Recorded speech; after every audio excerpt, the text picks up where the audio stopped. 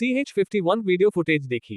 पिछले एपिसोड में जग्गू दादा के साथ आए हुए सभी आदमी नीरज के केबिन में आने लग जाते हैं, लेकिन जग्गू दादा के साथ आए हुए आदमियों की संख्या काफी ज्यादा थी, जिस वजह से वह सभी पूरे प्लाजा में फैल जाते हैं। जिस इंसान ने नीरज के कमरे के दरवाजे को लात मारकर खोला था, वह नीरज को धमकी दे देता है। उसे इंसान की धमकी को सुन नीरज पहले तो डर गया था, लेकिन जब उसे याद आता है कि वह किसके लिए काम करता है, तो वह उस इंसान को उल्टा जवाब दे देता है। अचानक से नीरज के द्वारा धमकाए जाने की वजह से वह इंसान काफी ज्यादा हैरान हो जाता है, लेकिन उसका गुस्सा भी बढ़ जाता है। नीरज ने उस समय कुछ ऐसी बातें भी बोल दी थी, जिसे सुनकर जग्गू दादा की भी आंखें छोटी हो गई थी। जग्गू दादा का वह आदमी दोबारा से नीरज को धमकाने लग जाता है और उसे जान से मारने की भी धमकी देता है। उस इंसान की आवाज इतनी डरावनी थी कि किसी भी इंसान की रूह तक कांप जाए। लेकिन वही नीरज की बातों को सुन जग्गू दादा की रीढ़ की हड्डी में ठंडक फैल गई थी। उन्हें पता चल गया था कि नीरज उन्हें क्या बताना चाहता है, लेकिन जग्गू दादा नीरज की बातों को सुन थोड़ी देर में वापस शांत हो जाते हैं। अगर वह ऐसे ही छोटी छोटी बातों पर रिएक्ट करते रहे तो चला ली उन्होंने दिल्ली। इसलिए वह तुरंत अपने साथी लुका को शांत करता है। वही लुका को विश्वास नहीं हो रहा था, अपनी बेइज्जती सुनने के बाद भी जग्गू दादा इतने शांत क्यों है। जग्गू दादा को भी पता था, जब से सिंह परिवार वापस से बिजनेस वर्ल्ड में आया है, तब से इंटरनेशनल माफिया तक भी हिल गया है। पहले शांत रहने वाला सिंह परिवार, लेकिन जब से सिंह परिवार का नया राजा आया है और उसकी धमकी सभी ने सुनी, तब से सभी बड़े खानदानों के पैरों के ताले से जमीन खिसक चुकी थी। तभी जग्गू दादा अपने ख्यालों में खो जाते हैं। वह सोचते हैं कि सिंह परिवार ने कभी भी अपनी पूरी ताकत को नहीं दिखाया है और सिंह परिवार 10 सबसे ताकतवर परिवारों में से एक माना जाता है। लेकिन बड़े खानदान इस बात से नहीं डरते, बल्कि इस बात से डरते हैं कि जब उन्हें पता चला कि वर्ल्ड को कंट्रोल करने वाले 3 सबसे बड़ी ऑर्गेनाइजेशन है और उन तीनों ऑर्गेनाइजेशन में 3 ताकतवर परिवार शामिल है, लेकिन जो एक परिवार बच गया वह और कोई नहीं बल्कि सिंह परिवार था। जग्गू दादा का वालिया परिवार भी इन 3 ऑर्गेनाइजेशन में से एक ऑर्गेनाइजेशन का हिस्सा था। उन तीनों ऑर्गेनाइजेशन ने सिंह परिवार को इंडिपेंडेंस सुपर पावर हाउस घोषित कर दिया था। सिंह परिवार की ताकत को वालिया खानदान जिस ऑर्गेनाइजेशन में शामिल है, उस पूरी ऑर्गेनाइजेशन की ताकत से कंपेयर किया जाता है। वालिया खानदान और सिंह परिवार की लड़ाई में भी सिंह परिवार ने अपनी सिर्फ 20% शक्ति दिखाई थी और सभी को यह बातें सिंह परिवार पर हमला होने के 2 साल बाद पता चली। उस लड़ाई के बाद जग्गू दादा को यह भी पता चला कि ब्लैक कोबरा गैंग भी सिंह परिवार के लिए काम करती है। जग्गू दादा को पता था, अगर सिंह परिवार वापस में पावर में आ गया तो वह उनको ही सबसे पहले मरेगा। इसलिए वह सिंह परिवार के साथ काम करने वाली सभी ताकतों को खत्म करना चाहते थे। इसी कारण जग्गू दादा ने दोबारा से इंटरनेशनल माफिया के साथ मिलकर ब्लैक कोबरा गैंग पर हमला कर दिया था। लेकिन अचानक से ब्लैक कोबरा गैंग में डेविल नाम के एक लड़के ने जग्गू दादा को पूरी टक्कर दी थी। जग्गू दादा उस लड़के को देखकर काफी ज्यादा हैरान हो गए थे, क्योंकि वह लड़का सिर्फ 14-15 साल का था और यहाँ तक कि वह गोलियों से भी बच रहा था। उस लड़के की इतनी भयानक ताकत को देखकर सभी ने मिलकर उस पर हमला कर दिया था, लेकिन फिर भी वह उसे मारने में सक्षम नहीं हो पाए और उसी लड़के के डर की वजह से जग्गू दादा हमेशा अपने साथ 400-500 लोगों को लेकर चलते हैं। अब आगे इन सब के बारे में सोचने भर से ही जग्गू दादा काफी ज्यादा डर गए थे, लेकिन वह तुरंत वर्तमान में आते हैं और अपने आप को शांत करते हुए नीरज की तरफ देखते हुए बड़ी ही गंभीरता से पूछते हैं, मैं सिर्फ तुमसे ये पूछना चाहता हूँ, क्या तुम मुझे मेरे बेटे की ऐसी हालत करने वाले इंसान की फुटेज दिखा सकते हो, ताकि मैं उसे इंसान को ढूंढकर अपने बेटे की ऐसी हालत का बदला ले सकूं। हालांकि जग्गू दादा ने जब ये प्रश्न पूछा, उससे पहले सभी लोगों ने जग्गू दादा के चेहरे पर डर का भाव देख लिया था। वहीं जग्गू दादा के साथ आए हुए पास खड़े लोगों को भी विश्वास नहीं हो रहा था, जो इंसान अपने आने से ही लोगों के दिलों में डर पैदा कर देता है, वह इस नीरज के द्वारा कहे हुए कुछ शब्दों से ही इतना ज्यादा कैसे डर गया। सभी लोग इस बारे में ही सोच रहे थे, लेकिन नीरज जग्गू दादा के सवाल की वजह से थोड़ा परेशान हो जाता है। नीरज कुछ सोचने लग जाता है। नीरज को सोचता देखकर जग्गू दादा की आंखें छोटी हो गई थी। वह मन ही मन सोचता है, क्या मेरे बेटे की ऐसी हालत करने वाले को नीरज जानता है क्या? आखिर वह कौन हो सकता है जिसने मेरे बारे में जानने के बाद भी मेरे बेटे के ऊपर हाथ उठाने की कोशिश? खैर छोड़ो, लेकिन मुझे इस बार महसूस हो रहा है कि मेरा दुश्मन भी काफी ज्यादा ताकतवर है। मुझे भी उस इंसान के साथ ताकत का खेल खेलने में मजा आएगा। जग्गू दादा ने अपने मन में इतना कहा ही था कि नीरज फैसला कर लेता है कि वह जग्गू दादा को वह वीडियो क्लिप दिखा देगा और वैसे भी कुछ देर में आरव यहाँ पर पहुंचने वाला है। अगर जग्गू दादा थोड़ी देर पहले ही देख लेंगे कि उसके बेटे के ऊपर किसने हमला किया तो क्या बिगड़ जाएगा। ये सोचकर नीरज अपने बगल में खड़े गार्ड को वीडियो क्लिप लाने को कहता है। नीरज का ऑर्डर सुन वह गार्ड तुरंत अपनी गर्दन झुकते हुए कहता है, जी सर। इतना कहकर वह गार्ड तुरंत सीसीटीवी रूम में जाने लगता है। जग्गू दादा के सभी आदमी उसे गार्ड के जाने की जगह छोड़ देते हैं। गार्ड के जाने के बाद नीरज कॉल मिलाते हुए केबिन में 2 चाय मंगाता है। अचानक से नीरज को चाय मंगाते देखकर जग्गू दादा काफी ज्यादा हैरान हो जाते हैं। हालांकि नीरज ने ऐसे ही चाय नहीं मंगाई थी। जब वह गार्ड को सीसीटीवी फुटेज लाने को कह रहा था, तब अचानक से उसके फोन पर आरव का मैसेज आया था। जिसमें आरव ने कहा था वह 5 मिनट में प्लाजा पहुंचने वाला है। तब तक जग्गू दादा की हर फरमाइश पूरी करना और उनका अच्छे से ख्याल रखना। आरव ने ये मैसेज इसलिए किया था क्योंकि उसे पता था कि उसके जाने के बाद जग्गू दादा की सांसें हलक में अटकने वाली है। इसलिए जब तक वह वहां पर नहीं पहुंचता तब तक तो जग्गू दादा थोड़ी चैन की सांस ले ले। इसी वजह से नीरज ने 2 चाय लाने को कहा था। थोड़ी ही देर में एक इंसान नीरज के केबिन में 2 कप चाय लेकर आ जाता है। तब तक वह गार्ड भी अपने साथ एक लैपटॉप लेकर आ चुका था। जग्गू दादा तुरंत एक कप चाय को उठाते हैं और दूसरे कप को नीरज की तरफ आगे कर देते हैं। नीरज भी समझ पा रहा था कि जग्गू दादा उसके लिए इतना विनम्र इसलिए हो रहा है क्योंकि वह सिंह परिवार के लिए काम करता है। जग्गू दादा चाय की एक चुस्की लेते हुए उस गार्ड से कहता है, जरा उस वीडियो फुटेज को चालू तो करो, मैं भी तो देखूं मेरे बेटे की ऐसी हालत करने का जिगरा किसमें आ गया है। जग्गू दादा अपने हर एक शब्द को सोच समझकर बोल रहे थे। वे नीरज को नाराज नहीं करना चाहते थे। हालांकि नीरज उनका कुछ नहीं बिगाड़ सकता था, लेकिन उसके पीछे खड़ी ताकत उसका बहुत कुछ बिगाड़ सकती थी। और नीरज की बातों को सुन उन्हें विश्वास हो गया था कि सिंह परिवार के युवराज और इस नीरज के बीच जरूर कोई रिश्ता है। उसने नीरज को चाय भी इसीलिए ऑफर की थी। लेकिन जब जग्गू दादा देखते हैं कि नीरज ने उस कप को हाथ तक भी नहीं लगाया है, तो वह नीरज को हैरानी में देखते हैं। लेकिन वह इस बात को नजरअंदाज करते हैं। उनके लिए इस समय ये जानना बेहद जरूरी था कि उसके बेटे की ऐसी हालत करने वाला आखिर है कौन। इसलिए वह तुरंत लैपटॉप की स्क्रीन में देखने लगते हैं। लैपटॉप की स्क्रीन में पूरे कांड को देखने के बाद जग्गू दादा की आंखें हैरानी में बड़ी हो गई थी। वही उसके साथ खड़े आदमियों ने भी पूरी वीडियो क्लिप देखी थी। लुका तुरंत जग्गू दादा से कहता है, दादा मैं तुरंत इस आदमी को ढूंढने के लिए अपने आदमियों को लगता हूँ। इस साले की इतनी औकात हमारे छोटे मास्टर पर हाथ उठाने की कोशिश की। अगर मैं इसके शरीर के हर एक अंग को काटकर कुत्तों को नहीं खिला दिया तो मेरा नाम भी लुका नहीं। इस समय लुका काफी ज्यादा गुस्से में था। उसकी बातों से उसका गुस्सा साफ साफ झलक रहा था। अगर इस समय आरव उसकी आंखों के सामने होता तो लुका उसे कच्चा चबा जाता। लेकिन जग्गू दादा लुका की बात पर कोई प्रतिक्रिया नहीं करते, क्योंकि फुटेज देखने के बाद जग्गू दादा हैरान हो गए थे। क्योंकि उन एक्सपर्ट ने जिस तरह के कपड़े पहने हुए थे, उसी तरह के कपड़े पहने हुए उन्होंने पहले भी देखा था। जग्गू दादा के पूरे जीवन की दूसरी सबसे खतरनाक लड़ाई इस तरह कपड़े पहने वालों से हुई थी। जग्गू दादा को पता था कि यह कौन लोग हैं। जग्गू दादा को ऐसे अपनी सोच में खोया देखकर लुका तुरंत कहता है, जग्गू दादा क्या हुआ। अचानक से लुका की बात सुन जग्गू दादा अपने होश में आते हैं और लुका की तरफ देखते हुए बड़ी ही गंभीरता से कहते हैं, ये लोग ब्लैक कोबरा गैंग के आदमी है। ये सब कहते वक्त जग्गू दादा की आंखों में हल्का हल्का डर साफ साफ दिखाई दे रहा था। जग्गू दादा तुरंत चिल लाते हुए लुका से कहते हैं, जल्दी से मेरे बेटे को यहाँ पर लेकर आओ। जग्गू दादा को अचानक से चिल्लाते देखकर सभी लोग काफी ज्यादा हैरान हो जाते हैं। लेकिन कोई भी उनके ऑर्डर को काटने की हिम्मत नहीं रखता था। वैसे भी जग्गू दादा का बेटा विकास वालिया पहले ही जग्गू दादा के साथ आया था। इसीलिए जग्गू दादा का एक आदमी विकास वालिया को सहारा देते हुए जग्गू दादा के पास लेकर आता है। जैसे ही जग्गू दादा अपने बेटे को देखते हैं तो उनसे रुका नहीं जाता। वह तुरंत अपने बेटे के पास जाते हैं और उसके चेहरे पर एक जोरदार थप्पड़ मार देते हैं और चिल्लाते हुए अपने बेटे से कहते हैं, जाहिल निकम्मे तू कभी भी अपनी हरकतों से बाज नहीं आएगा। पहले तो मैं तेरी इन हरकतों को सहन कर लेता था क्योंकि वह सभी लोग मुझसे डरते थे, लेकिन मेरे बार बार समझाने पर भी तू कभी समझा नहीं। अगर तेरा बाप अंडरवर्ल्ड किंग है तो तू पूरी दिल्ली में नंगा नाचता फिरेगा। तेरी इन हरकतों ने आज तेरे साथ साथ मुझे भी फंसा दिया है। किसने कहा था तुझे उन लोगों से पंगा लेने को? बेवकूफ, जिनकी ताकत का मुकाबला मैं पहले भी नहीं कर सकता था, तूने उनसे पंगा क्यों लिया? और अब तो उन एक्सपर्ट्स को देखकर मुझे पूरा यकीन है उनकी ताकत पहले से कई गुना ज्यादा बढ़ गई है। और तुझे भी वही लोग मिले थे अपनी ताकत की आजमाइश करने को। तेरे जैसी औलाद होने की जगह मेरी कोई औलाद नहीं होती तो मुझे थोड़ा चैन मिल जाता। अपने पिता की इस तरह की बातें सुन विकास को विश्वास नहीं हो रहा था कि उसका पिता उसे कभी इस लहजे में भी बात करेगा। अपने पिता के इस खतरनाक अवतार को देखकर विकास भी कहीं ना कहीं डर गया था। वहां पर मौजूद सभी लोग काफी ज्यादा हैरान थे। क्या जग्गू दादा के साथ आए हुए लोगों को कभी पता चल पाएगा कि जग्गू दादा इतना क्यों डरे हुए हैं? क्या होगा जब जग्गू दादा को पता चलेगा कि आरव ही वह डेविल है जिसने पहले भी उन्हें एक जोरदार झटका दिया था? इन सभी सवालों के उत्तर जानने के लिए पढ़ते रहिए the king of hidden empire only on pocket FM novel पर। CH52 लुका का बार बार बोलना। अपने मन में चल रहे ख्यालों के बारे में सोचने भर से ही जग्गू दादा डर गए थे, लेकिन वह तुरंत वर्तमान में आते हुए नीरज की तरफ देखते हुए बड़ी ही गंभीरता से वीडियो फुटेज मांगते हैं। जग्गू दादा के चेहरे के डर को पहले ही सभी ने देख लिया था। सभी लोग इस बात को इग्नोर कर देते हैं। नीरज जग्गू दादा के वीडियो फुटेज मांगने सवाल की वजह से थोड़ा परेशान हो गया था, लेकिन थोड़ी देर सोचने के बाद वह जग्गू दादा को वीडियो फुटेज देने की बात मान लेता है। नीरज तुरंत एक गार्ड को वीडियो फुटेज लाने को कहता है। गार्ड के जाने के बाद नीरज 2 कप चाय मंगा लेता है। अचानक से नीरज को चाय मांगता देखकर जग्गू दादा काफी ज्यादा हैरान हो गए थे।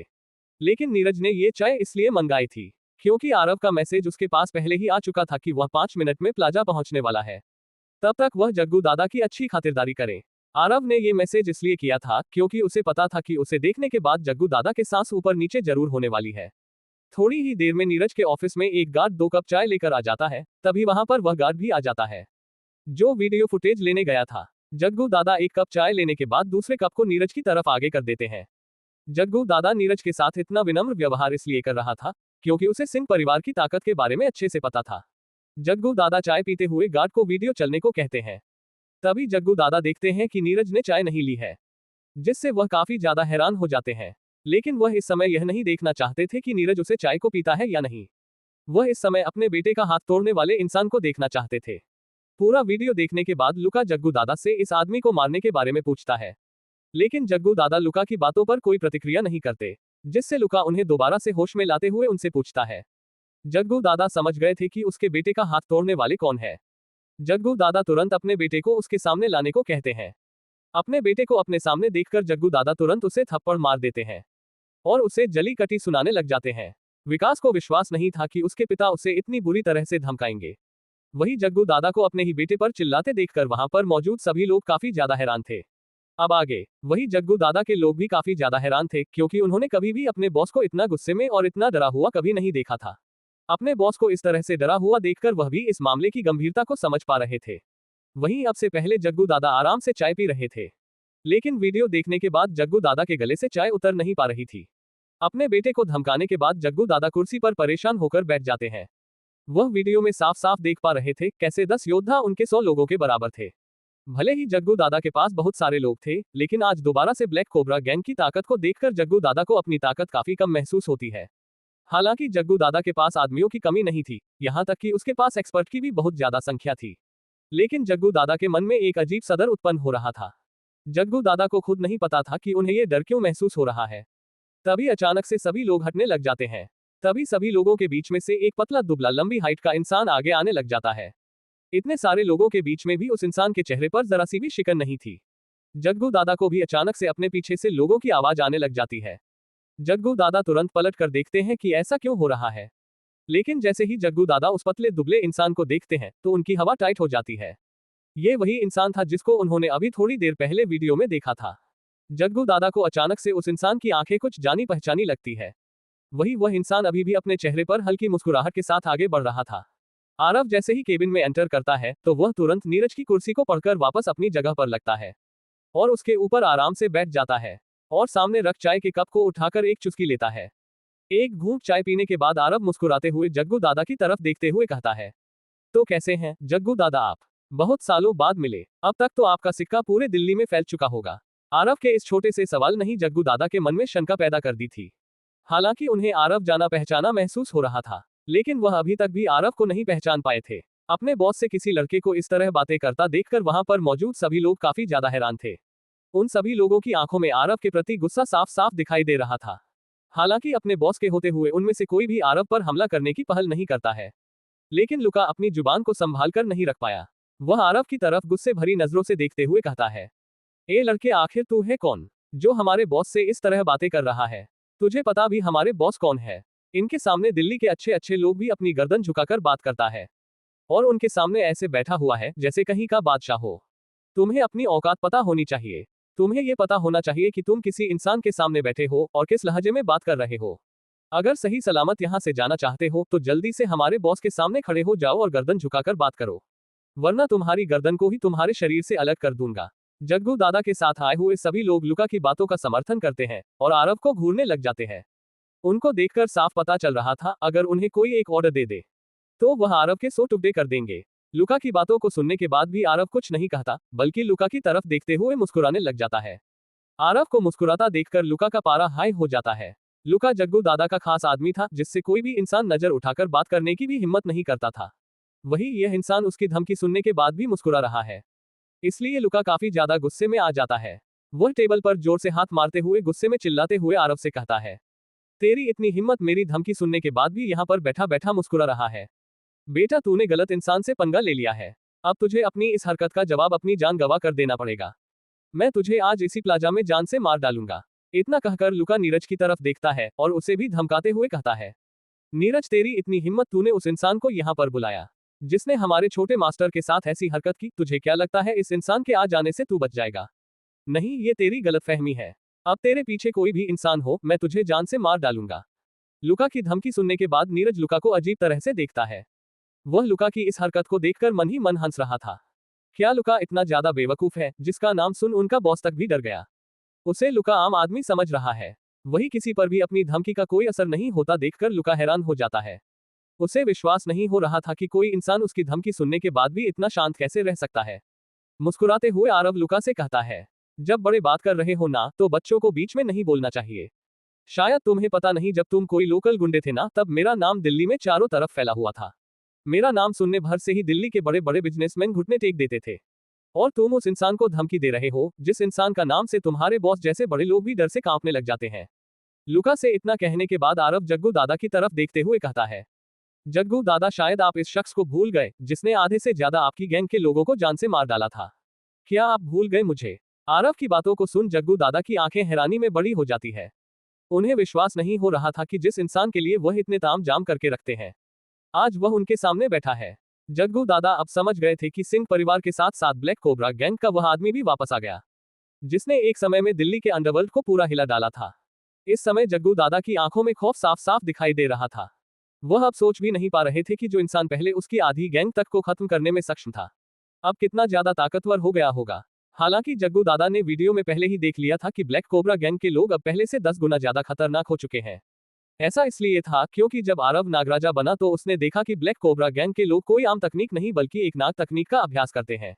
इस बारे में आरव ने बलदेव कुमार से भी पूछा था, जिस पर बलदेव कुमार ने बताया था कि एक साधु बाबा की मदद करने के बाद ये तकनीक उन साधु बाबा ने उसे दी थी। इस तकनीक का अभ्यास कर उन्होंने अपने परिवार के दुश्मनों को जान से मार डाला था। उन्होंने इतने सारे दुश्मन बना लिए थे कि उनका अब इस दुनिया से निकलना मुमकिन नहीं हो पाया। इसलिए उन्होंने अपनी खुद की एक गैंग बना डाली थी। लेकिन एक दिन बलदेव कुमार काफी ज्यादा घायल थे और उनकी जान सिंह परिवार के राजा नेकी राम सिंह ने बचाई थी। उसी दिन से बलदेव कुमार सिंह परिवार के लिए वफादार हो गए थे और सिंह परिवार की सहायता से ही उन्होंने छोटी सी उम्र में ब्लैक कोबरा गैंग को खड़ा कर दिया और दिल्ली की टॉप गैंग बना दिया था। बलदेव कुमार की सारी बात सुनने के बाद आरव उस तकनीक को पूरा कर देता है, जिस वजह से ब्लैक कोबरा गैंग के लोगों की ताकत पहले के मुकाबले कई गुना ज्यादा बढ़ गई थी। बलदेव कुमार भी अपने लोगों की ताकत को बढ़ता देखकर काफी ज्यादा खुश थे। जग्गू दादा आरव की तरफ देखते हुए हैरानी में बोल पड़ते हैं, डेविल। अचानक से जग्गू दादा के मुंह से इस नाम को सुन पूरे केबिन में सन्नाटा छा जाता है। केबिन में सभी लोगों की दिल की धड़कनें और सांसों की आवाज साफ साफ सुनाई दे रही थी। इतना कहकर जग्गू दादा आरव को ऐसे दिखते हैं जैसे वह उसके जवाब का इंतजार कर रहे हैं। हालांकि आरव जग्गू दादा से कुछ नहीं कहता, बस हल्का सा मुस्कुरा देता है।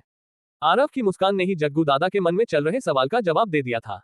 लेकिन आरव के जवाब को सुन जग्गू दादा की दिल की धड़कनें काफी ज्यादा बढ़ गई थी। अब कहानी में आगे क्या होने वाला है?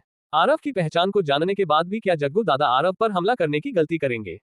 इन सभी सवालों के उत्तर जानने के लिए पढ़ते रहिए the king of hidden empire only on pocket FM novel पर।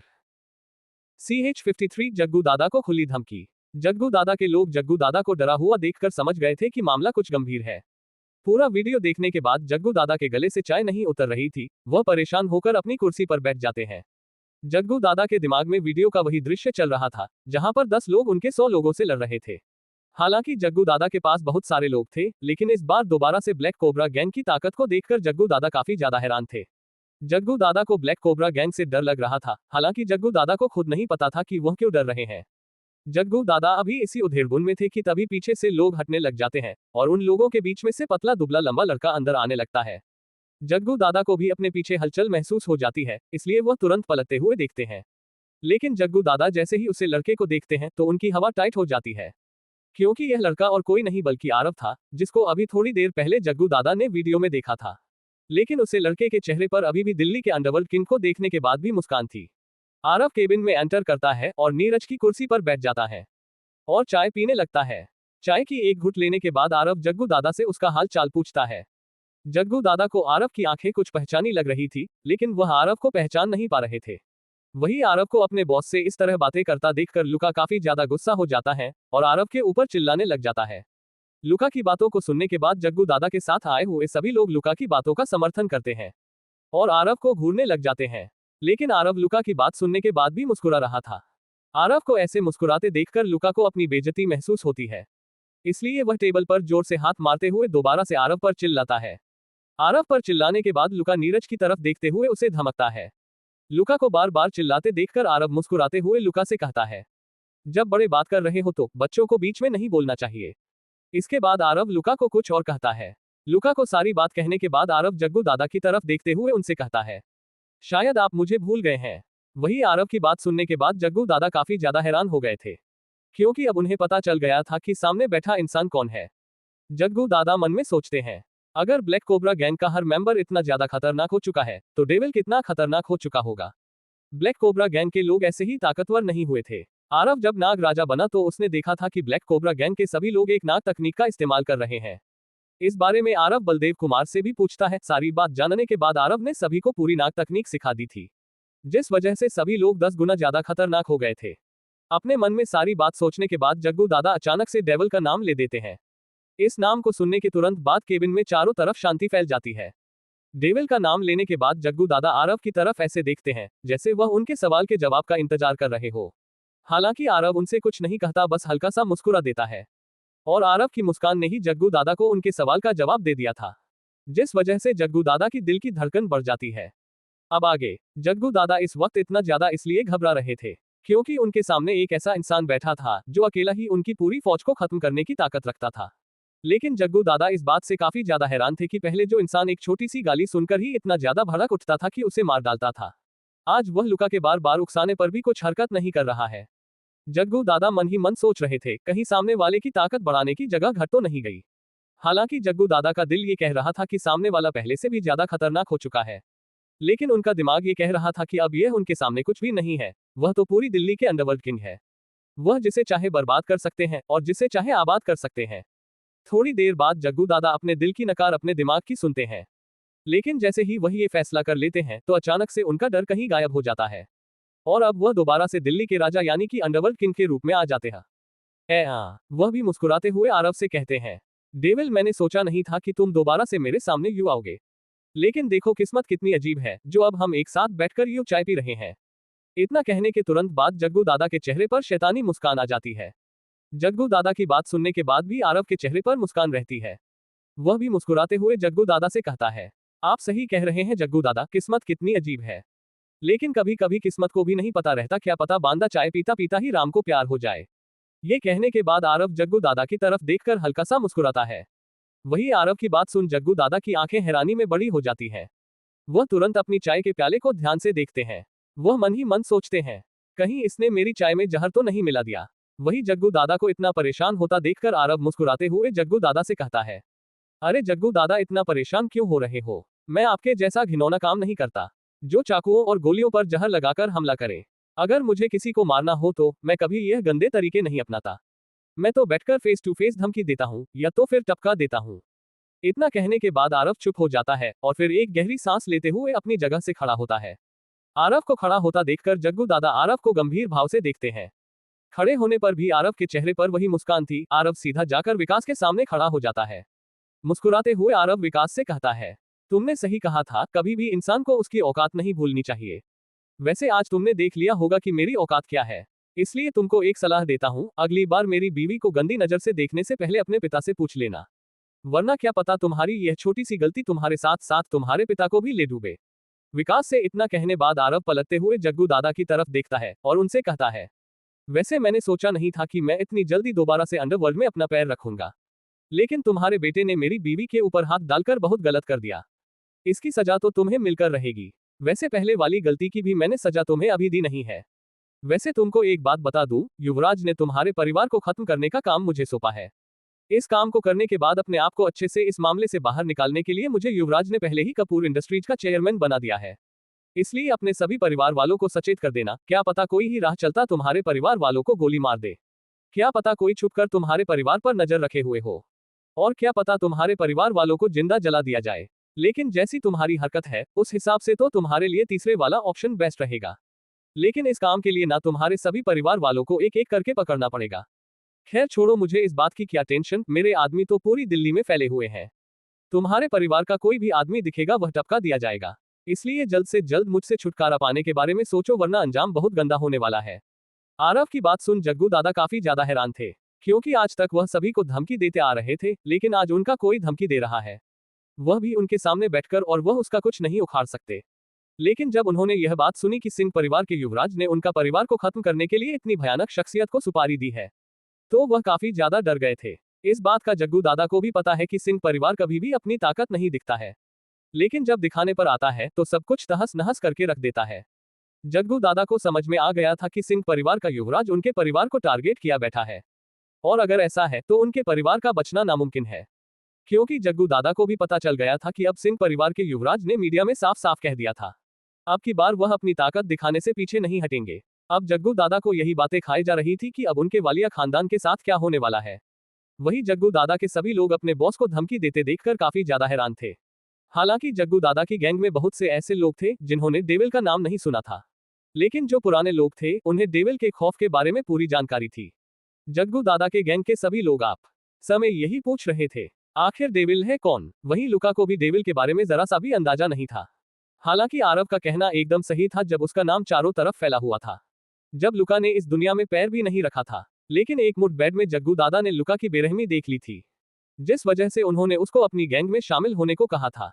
और उस दिन के बाद लुका ने बहुत से लोगों को डराया धमकाया, जग्गू दादा के लिए बहुत काम किया, जिस वजह से लुका जग्गू दादा का खास बन गया था। अब भले ही लुका जग्गू दादा का खास था, लेकिन उसको डेविल के बारे में जरा सा भी अंदाजा नहीं था। इसलिए किसी अरे गहरे इंसान को अपने बॉस को धमकी देते देखकर लुका सहन नहीं कर पाया, और वह चिल्लाते हुए आरव पर हमला करने के लिए झपट पड़ा। लुका कोई कमजोर इंसान नहीं था, वह एक सांड के जैसा था जिसके पास बहुत ताकत थी। लुका ने अपने जीवन में बहुत से लोगों को जान से मारा था, उसका मुक्का हथौड़े से कम नहीं था। उसने तो कई बार अपने एक ही मुक्के में लोगों को बेहोश करने के कारनामे भी कर रखे हैं। वही अचानक से लुका को आरव पर हमला करते देखकर जग्गू दादा काफी ज्यादा हैरान थे। आरव ने भी देख लिया था कि लुका उसके ऊपर हमला करने वाला है, लेकिन फिर भी उसके चेहरे पर हल्की मुस्कान रहती है और आरव अपनी जगह से नहीं हटता। वहीं लुका मन ही मन सोचता है, क्या इसको मौत इतनी प्यारी है जो ये रास्ते से भी नहीं हट रहा। खैर लुका को इससे क्या मतलब था। वह तेजी से आरव के सीने पर एक मुक्का मारता है। वहां पर मौजूद सभी लोगों ने यह उम्मीद लगाई थी कि लुका का मुक्का लगने के तुरंत बाद आरव की हड्डियां टूट जाएगी और आरव जमीन पर पड़ा खून की उल्टी कर रहा होगा। हालांकि उनका सोचना सही था, अगले ही पल सभी को हड्डियां टूटने की आवाज सुनाई दी थी। लेकिन सामने के दृश्य को देख उनकी आंखें हैरानी में खुली रह गई थी। हड्डी आरव की नहीं बल्कि लुका की कलाई की हड्डी टूट चुकी थी। लेकिन अब आरव के चेहरे पर वह हल्की मुस्कान नहीं थी, बल्कि उसका चेहरा एकदम शांत था, जिस वजह से चारों तरफ एक सन्नाटा छा गया था। लेकिन इस सन्नाटे का असर लुका पर नहीं पड़ा। लुका जमीन पर गिरा जोर जोर से चिल्ला रहा था। आखिर अब कहानी में आगे क्या होगा? क्या आरव सच में वालिया खानदान के लोगों को अपने बताए हुए तीसरे तरीके से मार डालेगा? आखिर लुका को अपने ऊपर हमला करने की आरव क्या सजा देगा? इन सभी सवालों के उत्तर जानने के लिए पढ़ते रहिए the king of hidden empire only on pocket FM novel पर। CH-54 डेविल की ताकत। पिछले एपिसोड में जग्गू दादा घबरा रहे थे, क्योंकि उनके सामने ऐसा इंसान बैठा हुआ था जो उनकी पूरी फौज को बर्बाद करने की ताकत रखता है। लेकिन जग्गू दादा इस बात से काफी ज्यादा हैरान थे, क्योंकि पहले वाला डेविल छोटी छोटी बातों पर गुस्सा हो जाता था, लेकिन आज लुका के बार बार उकसाने पर भी यह बस मुस्कुरा रहा है। आरव की इस हरकत ने उन्हें सोचने पर मजबूर कर दिया था। उनका दिल कह रहा था सामने वाला पहले से ज्यादा खतरनाक है, और दिमाग कह रहा था अब सामने वाला उतना ताकतवर नहीं है। उनका दिमाग कह रहा था वह दिल्ली के अंडरवर्ल्ड किंग है, उनके सामने इसके जैसे छोटे इंसान की कोई औकात नहीं है। थोड़ी देर तक इसी कश्मकश में फंसे रहने के बाद जग्गू दादा अपने दिमाग की मानते हैं, जिस वजह से वह अपने अंडरवर्ल्ड किंग वाले रूप में आकर आरव से कहते हैं, किस्मत भी कितनी अजीब है, आज हम दोनों साथ में बैठकर चाय पी रहे हैं। आरव भी मुस्कुराते हुए जग्गू दादा के इस सवाल का जवाब देते हुए कहता है, सही कहा, किस्मत भी कितनी अजीब है। कभी कभी किस्मत को भी पता नहीं रहता, बांदा चाय पिता पिता कभी यमराज को प्यार हो जाए। आरव की बात सुन जग्गू दादा काफी ज्यादा हैरान होते हैं। वह तुरंत अपने चाय के प्याले को देखते हैं। जग्गू दादा को इस तरह परेशान देखकर आरव कहता है, वह उनके जैसा नहीं है जो आपके जैसी घिनौनी हरकत करे। अगर मुझे किसी को मारना होता है तो मैं डायरेक्ट मरता हूँ। जग्गू दादा से इतना कह आरव खड़ा हो जाता है। जग्गू दादा आरव को गंभीर भाव से देखते हैं। आरव विकास के सामने जाकर उसको धमका देता है। विकास को धमकाने के बाद आरव जग्गू दादा की तरफ देखते हुए कहता है, तुम्हारे बेटे ने मेरी बीवी पर हाथ डालने की कोशिश की है, उसे इसकी सजा तो जरूर मिलेगी, और तुम्हारी पिछली वाली हरकत की भी सजा मैं अभी दी नहीं है। युवराज ने भी मुझे तुम्हारे परिवार को खत्म करने के लिए सुपारी दी है, इसलिए मैं तुम्हारे परिवार को तो खत्म जरूर करूंगा। जल्द से जल्द मुझे छुटकारा पाने का तरीका ढूंढ लो, वरना अंजाम बहुत गंदा होने वाला है। आरव की बात सुन जग्गू दादा काफी ज्यादा हैरान थे, क्योंकि जो इंसान लोगों को धमकी देता है उसको कोई और धमकी दे रहा है, और वह कुछ कर भी नहीं सकते हैं। जग्गू दादा समझ चुके थे कि सिंह परिवार के युवराज के टारगेट पर अब उनका परिवार आ चुका है। अब उन्हें बर्बाद होने से कोई रोक नहीं सकता। जग्गू दादा के सभी लोग एक दूसरे से बात करके डेविल के बारे में जानकारी ले रहे थे। आरव को अपने बॉस को धमकी देता देखकर लुका सहन नहीं कर पाया।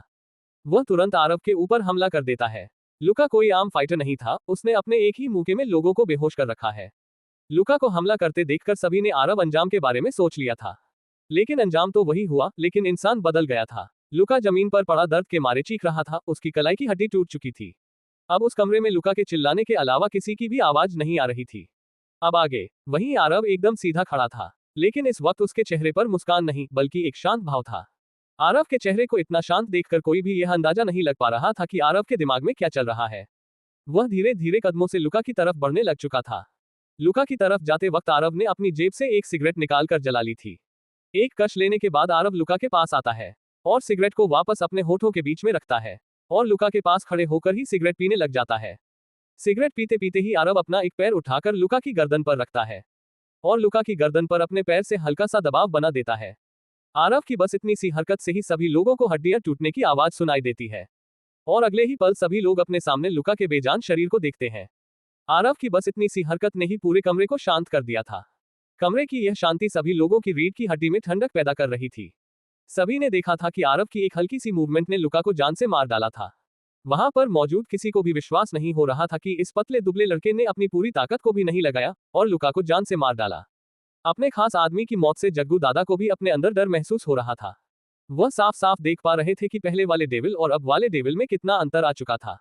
जहां पर पहले वाला डेविल छोटी छोटी बातों पर लोगों की जान लेने को तैयार हो जाता था, वहीं अब ये शांत रहता है।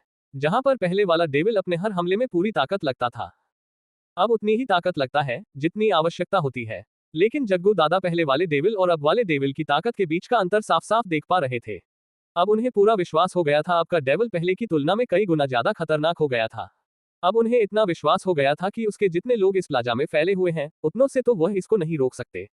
उन्हें डेविल की ताकत को देखकर पूरा विश्वास हो गया था, अगर डेविल के हाथ में अब कोई हथियार आ जाए और वह गुस्सा हो जाए तो इस पूरे प्लाजा में मौत का तांडव मचा देगा और उनका इस प्लाजा से बचकर जाना नामुमकिन हो जाएगा।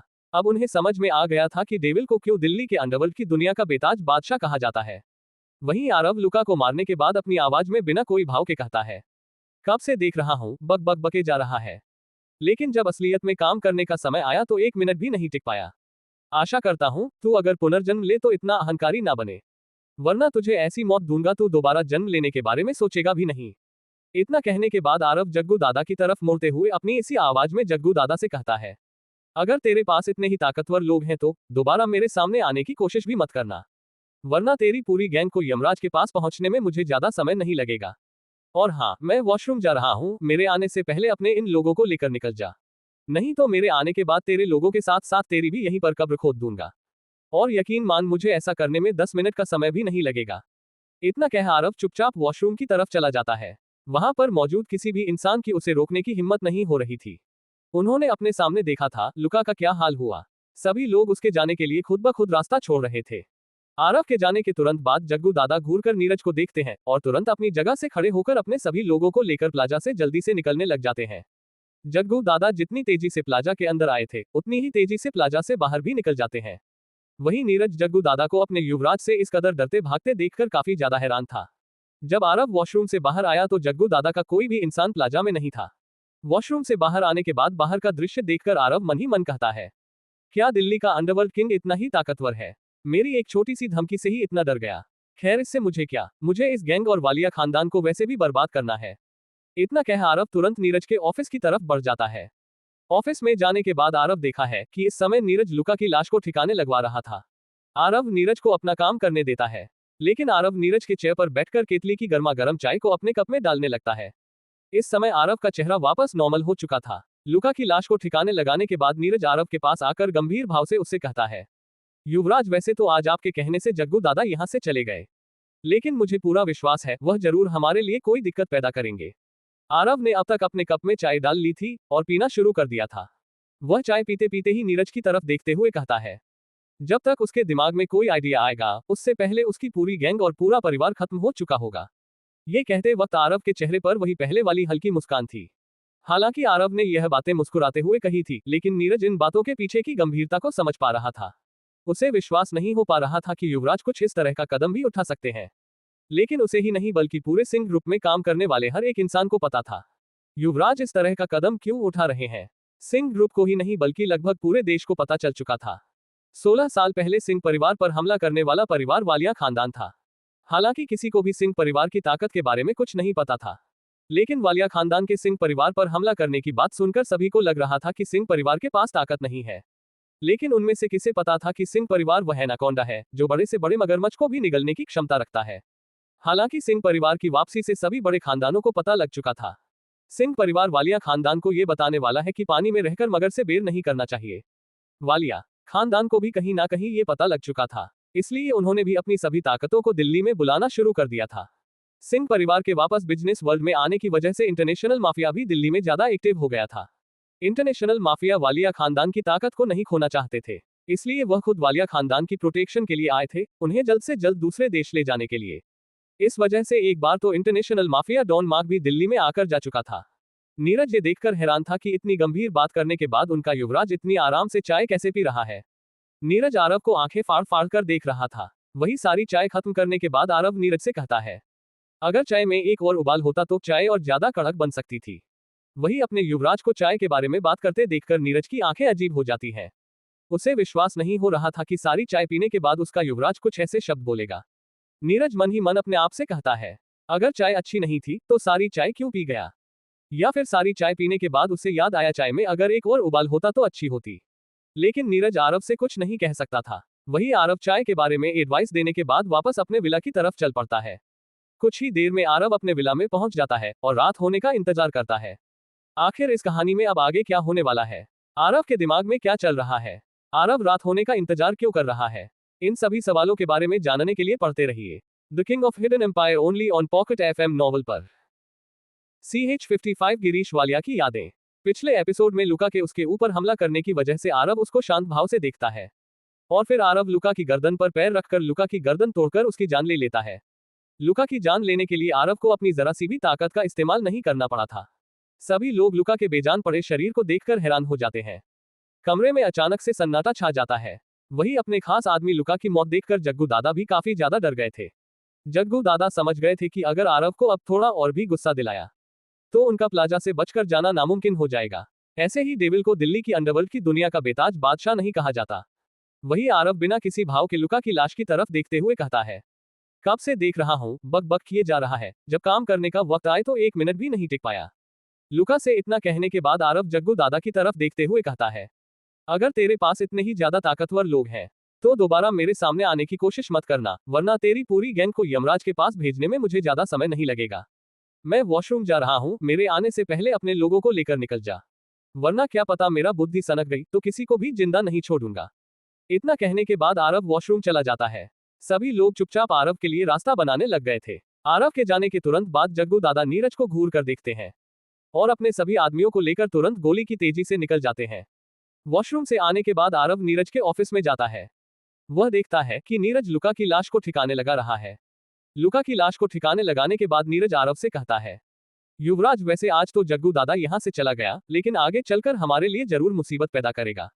नीरज की बात सुन आरव नीरज को सांत्वना देते हुए कहता है, जब तक उसका दिमाग में कोई आइडिया आएगा उससे पहले ही जग्गू दादा और उसकी गैंग के साथ साथ उसके परिवार को भी खत्म कर दिया जाएगा। आरव ने यह बात बड़े ही आराम से कही थी, लेकिन नीरज इसके पीछे की गंभीरता को समझ पा रहा था। सुपर रिच फैमिली ही सिंह परिवार की ताकत के बारे में थोड़ा बहुत जानते हैं। उन सभी को पता है सिंह परिवार एक ऐसा एनाकोंडा है जो बड़े से बड़े मगरमच्छ को तक को निगलने की हिम्मत रखता है। सिंह परिवार की ताकत का इससे अंदाजा लगाया जा सकता है। जब से सिंह परिवार वापस से बिजनेस वर्ल्ड में आया है तब से इंटरनेशनल माफिया का दिल्ली में दौरा बहुत बढ़ चुका है, यहाँ तक कि इंटरनेशनल माफिया डॉन मार्क भी एक बार दिल्ली में आ चुका है। नीरज देखता है कि यह बात कहने के बाद आरव कैसे आराम से बैठकर चाय पी रहा है।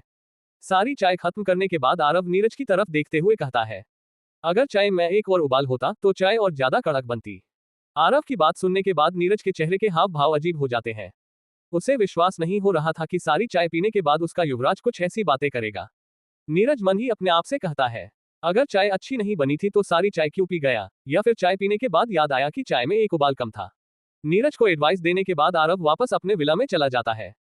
अब आगे विला पर वापस आने के बाद आरव देखता है कि उसके कहे मुताबिक अखिल ने पूरे विला की सिक्योरिटी बढ़ा दी थी। सिक्योरिटी के लिए सिंह परिवार के 50 बॉडीगार्ड विला में चारों तरफ फैल चुके थे। वे सभी बॉडीगार्ड रुद्र की कमांड के अंडर थे। विला की सिक्योरिटी देखने के बाद आरव विला के अंदर जाता है। आरव हॉल में पहुंच चुका था। हॉल में कोई भी नहीं था। आरव देखता है कि स्नेहा और मनीषा किचन में है। वे दोनों मिलकर कुकिंग कर रही थी। आरव बस उनको देखकर हल्का सा मुस्कुराने लग जाता है और सोफे पर बैठ जाता है।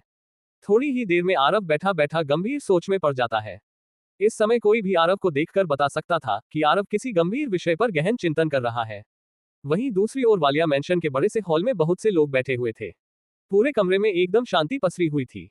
कोई भी किसी से कुछ भी नहीं कह रहा था। उन सभी को देखकर ऐसा लग रहा था जैसे कोई मूर्ति बैठी हो। सबसे बड़ी कुर्सी पर एक बूढ़ा इंसान बैठा हुआ था जिसने क्लीन सेव कर रखी थी, लेकिन उसकी मूंछ पुराने योद्धाओं की तरह थी। हालांकि बुढ़ापे की वजह से उसकी मूंछों का रंग भी सफेद हो गया था। उसके पूरे चेहरे पर झुर्रियां थी, लेकिन फिर भी उस इंसान के चेहरे से एक अलग तरह का तेज किसी को भी अपनी और आकर्षित कर सकता था। वह इंसान वालिया खानदान का राजा गिरीश वालिया था। इस समय पूरे हॉल में एकदम सन्नाटा छाया हुआ था। अचानक से सभी को बाहर से गाड़ियों के रुकने की आवाज आती है। वालिया मैंशन के बाहर 1 दर्जन से ज्यादा गाड़ियां आकर रुकती हैं। उन सभी गाड़ियों में से जग्गू दादा अपने बेटे और अपने आदमियों के साथ उतरते हैं। जग्गू दादा अपने बेटे को लेकर तुरंत मैंशन के अंदर चले जाते हैं। वहीं उनके आदमी तुरंत मैंशन को चारों तरफ घेर लेते हैं और मैंशन की सिक्योरिटी में खड़े हो जाते हैं। अचानक से सभी लोग जग्गू दादा को अपने बेटे को सहारा देते हुए अंदर लाते हुए देखते हैं। गिरीश वालिया के बगल वाली कुर्सी में सूर्य वालिया बैठा था। इसको वालिया खानदान का युवराज कहा जाता है। अपने भतीजे को ऐसी हालत में देखकर वह तुरंत अपनी कुर्सी से खड़ा होकर जग्गू दादा से पूछता है, जयवीर यह क्या हुआ? सूर्य वालिया की आवाज में एक अलग तरह का रुतबा था। अपने भाई की बात सुन जग्गू दादा तुरंत उनको बताते हुए कहते हैं, बड़े भैया मेरे बेटे की यह हालत सिल्वर प्लाजा के बाहर हुई है।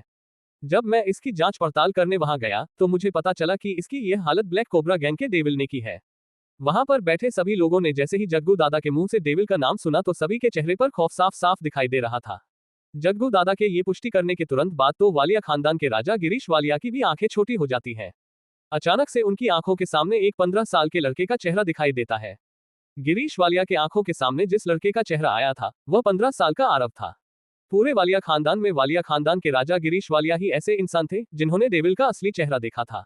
हालांकि उनको डेविल की असली पहचान का नहीं पता था, लेकिन उसके भयानक खौफनाक तरीकों के बारे में जरूर जानते थे। उन्होंने अपनी आंखों से देखा था वह 15 साल का लड़का कितना बेरहम हो सकता है।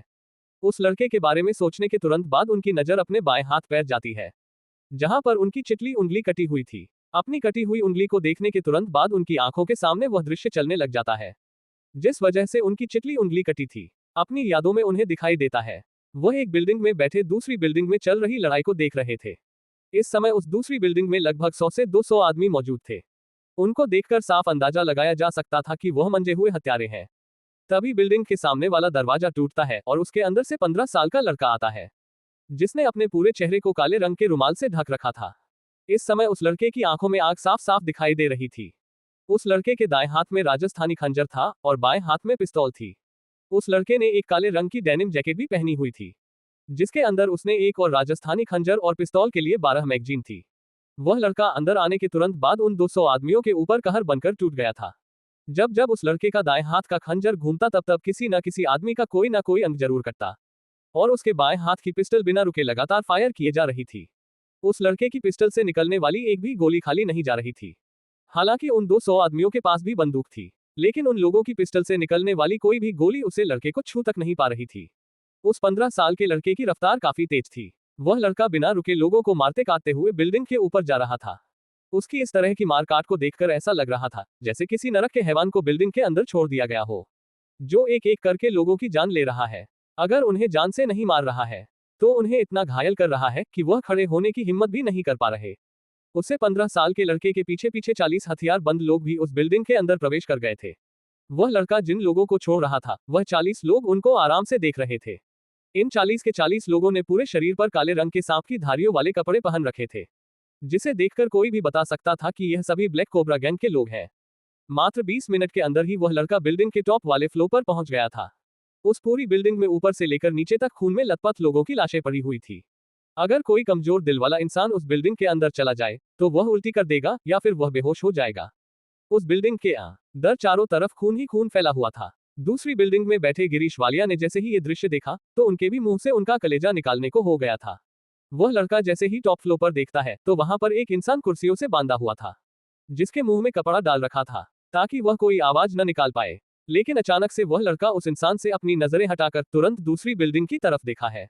उस लड़के की आंखें एकदम चील की तरह थी, जो पूरी बिल्डिंग को स्कैन मार रही थी। अचानक से उसे लड़के को सामने वाली बिल्डिंग के सेम फ्लोर पर एक इंसान बैठा हुआ दिखाई देता है, जो दूरबीन से इस बिल्डिंग में हो रही हर हरकत को देख रहा था। गिरीश वालिया भी ये देखकर काफी ज्यादा हैरान हो गए थे कि वह लड़का बिना दूरबीन लगाए उनको देख पा रहा था, जैसे वह उनको बिल्कुल साफ साफ बैठा वहां पर देख पा रहा हो। अचानक से उस लड़के की आंखों में कत्ल करने का भाव और ज्यादा बढ़ जाता है। वह लड़का जल्दी से कुर्सी पर बैठे इंसान की रस्सियों को काट देता है और लात मारकर खिड़की के शीशा तोड़ देता है और बिल्डिंग के दूसरे किनारे पर जाकर दौड़ते हुए उस टूटी हुई खिड़की से कूद जाता है। दोनों बिल्डिंगों के बीच की दूरी 25 फुट थी। अचानक से उस लड़के के बिल्डिंग के कूद जाने की वजह से उस लड़के का बंधा हुआ रुमाल खुल जाता है। अचानक से रुमाल खुलने की वजह से सभी को उसे लड़के का चेहरा दिखाई देता है। वह लड़का हवा में ही अचानक से सामने वाले कांच पर गोली चल देता है, जिससे सामने वाली खिड़की का कांच टूट जाता है। आरव ने लगभग 20 फुट लंबी तो छलांग लगा ली थी, लेकिन वह आगे नहीं बढ़ पा रहा था, इसलिए वह तुरंत अपने दाएं हाथ के खंजर को उस इंसान की तरफ फेंक देता है। भले ही आरव ने हवा में होते हुए उस खंजर को फेंका था, लेकिन फिर भी आरव का निशाना एकदम सटीक था। वह खंजर सीधा गिरीश वालिया की गर्दन की तरफ जा रहा था। दूसरी बिल्डिंग पर न पहुंच पाने की वजह से आरव अब कैसे बचेगा? अब कहानी में आगे क्या होने वाला है? क्या आरव के प्लान की वजह से सच में वालिया खानदान खत्म होने वाला है? इन सभी सवालों के उत्तर जानने के लिए पढ़ते रहिए the king of hidden empire only on pocket FM novel पर। CH56 कोई तो सुनो।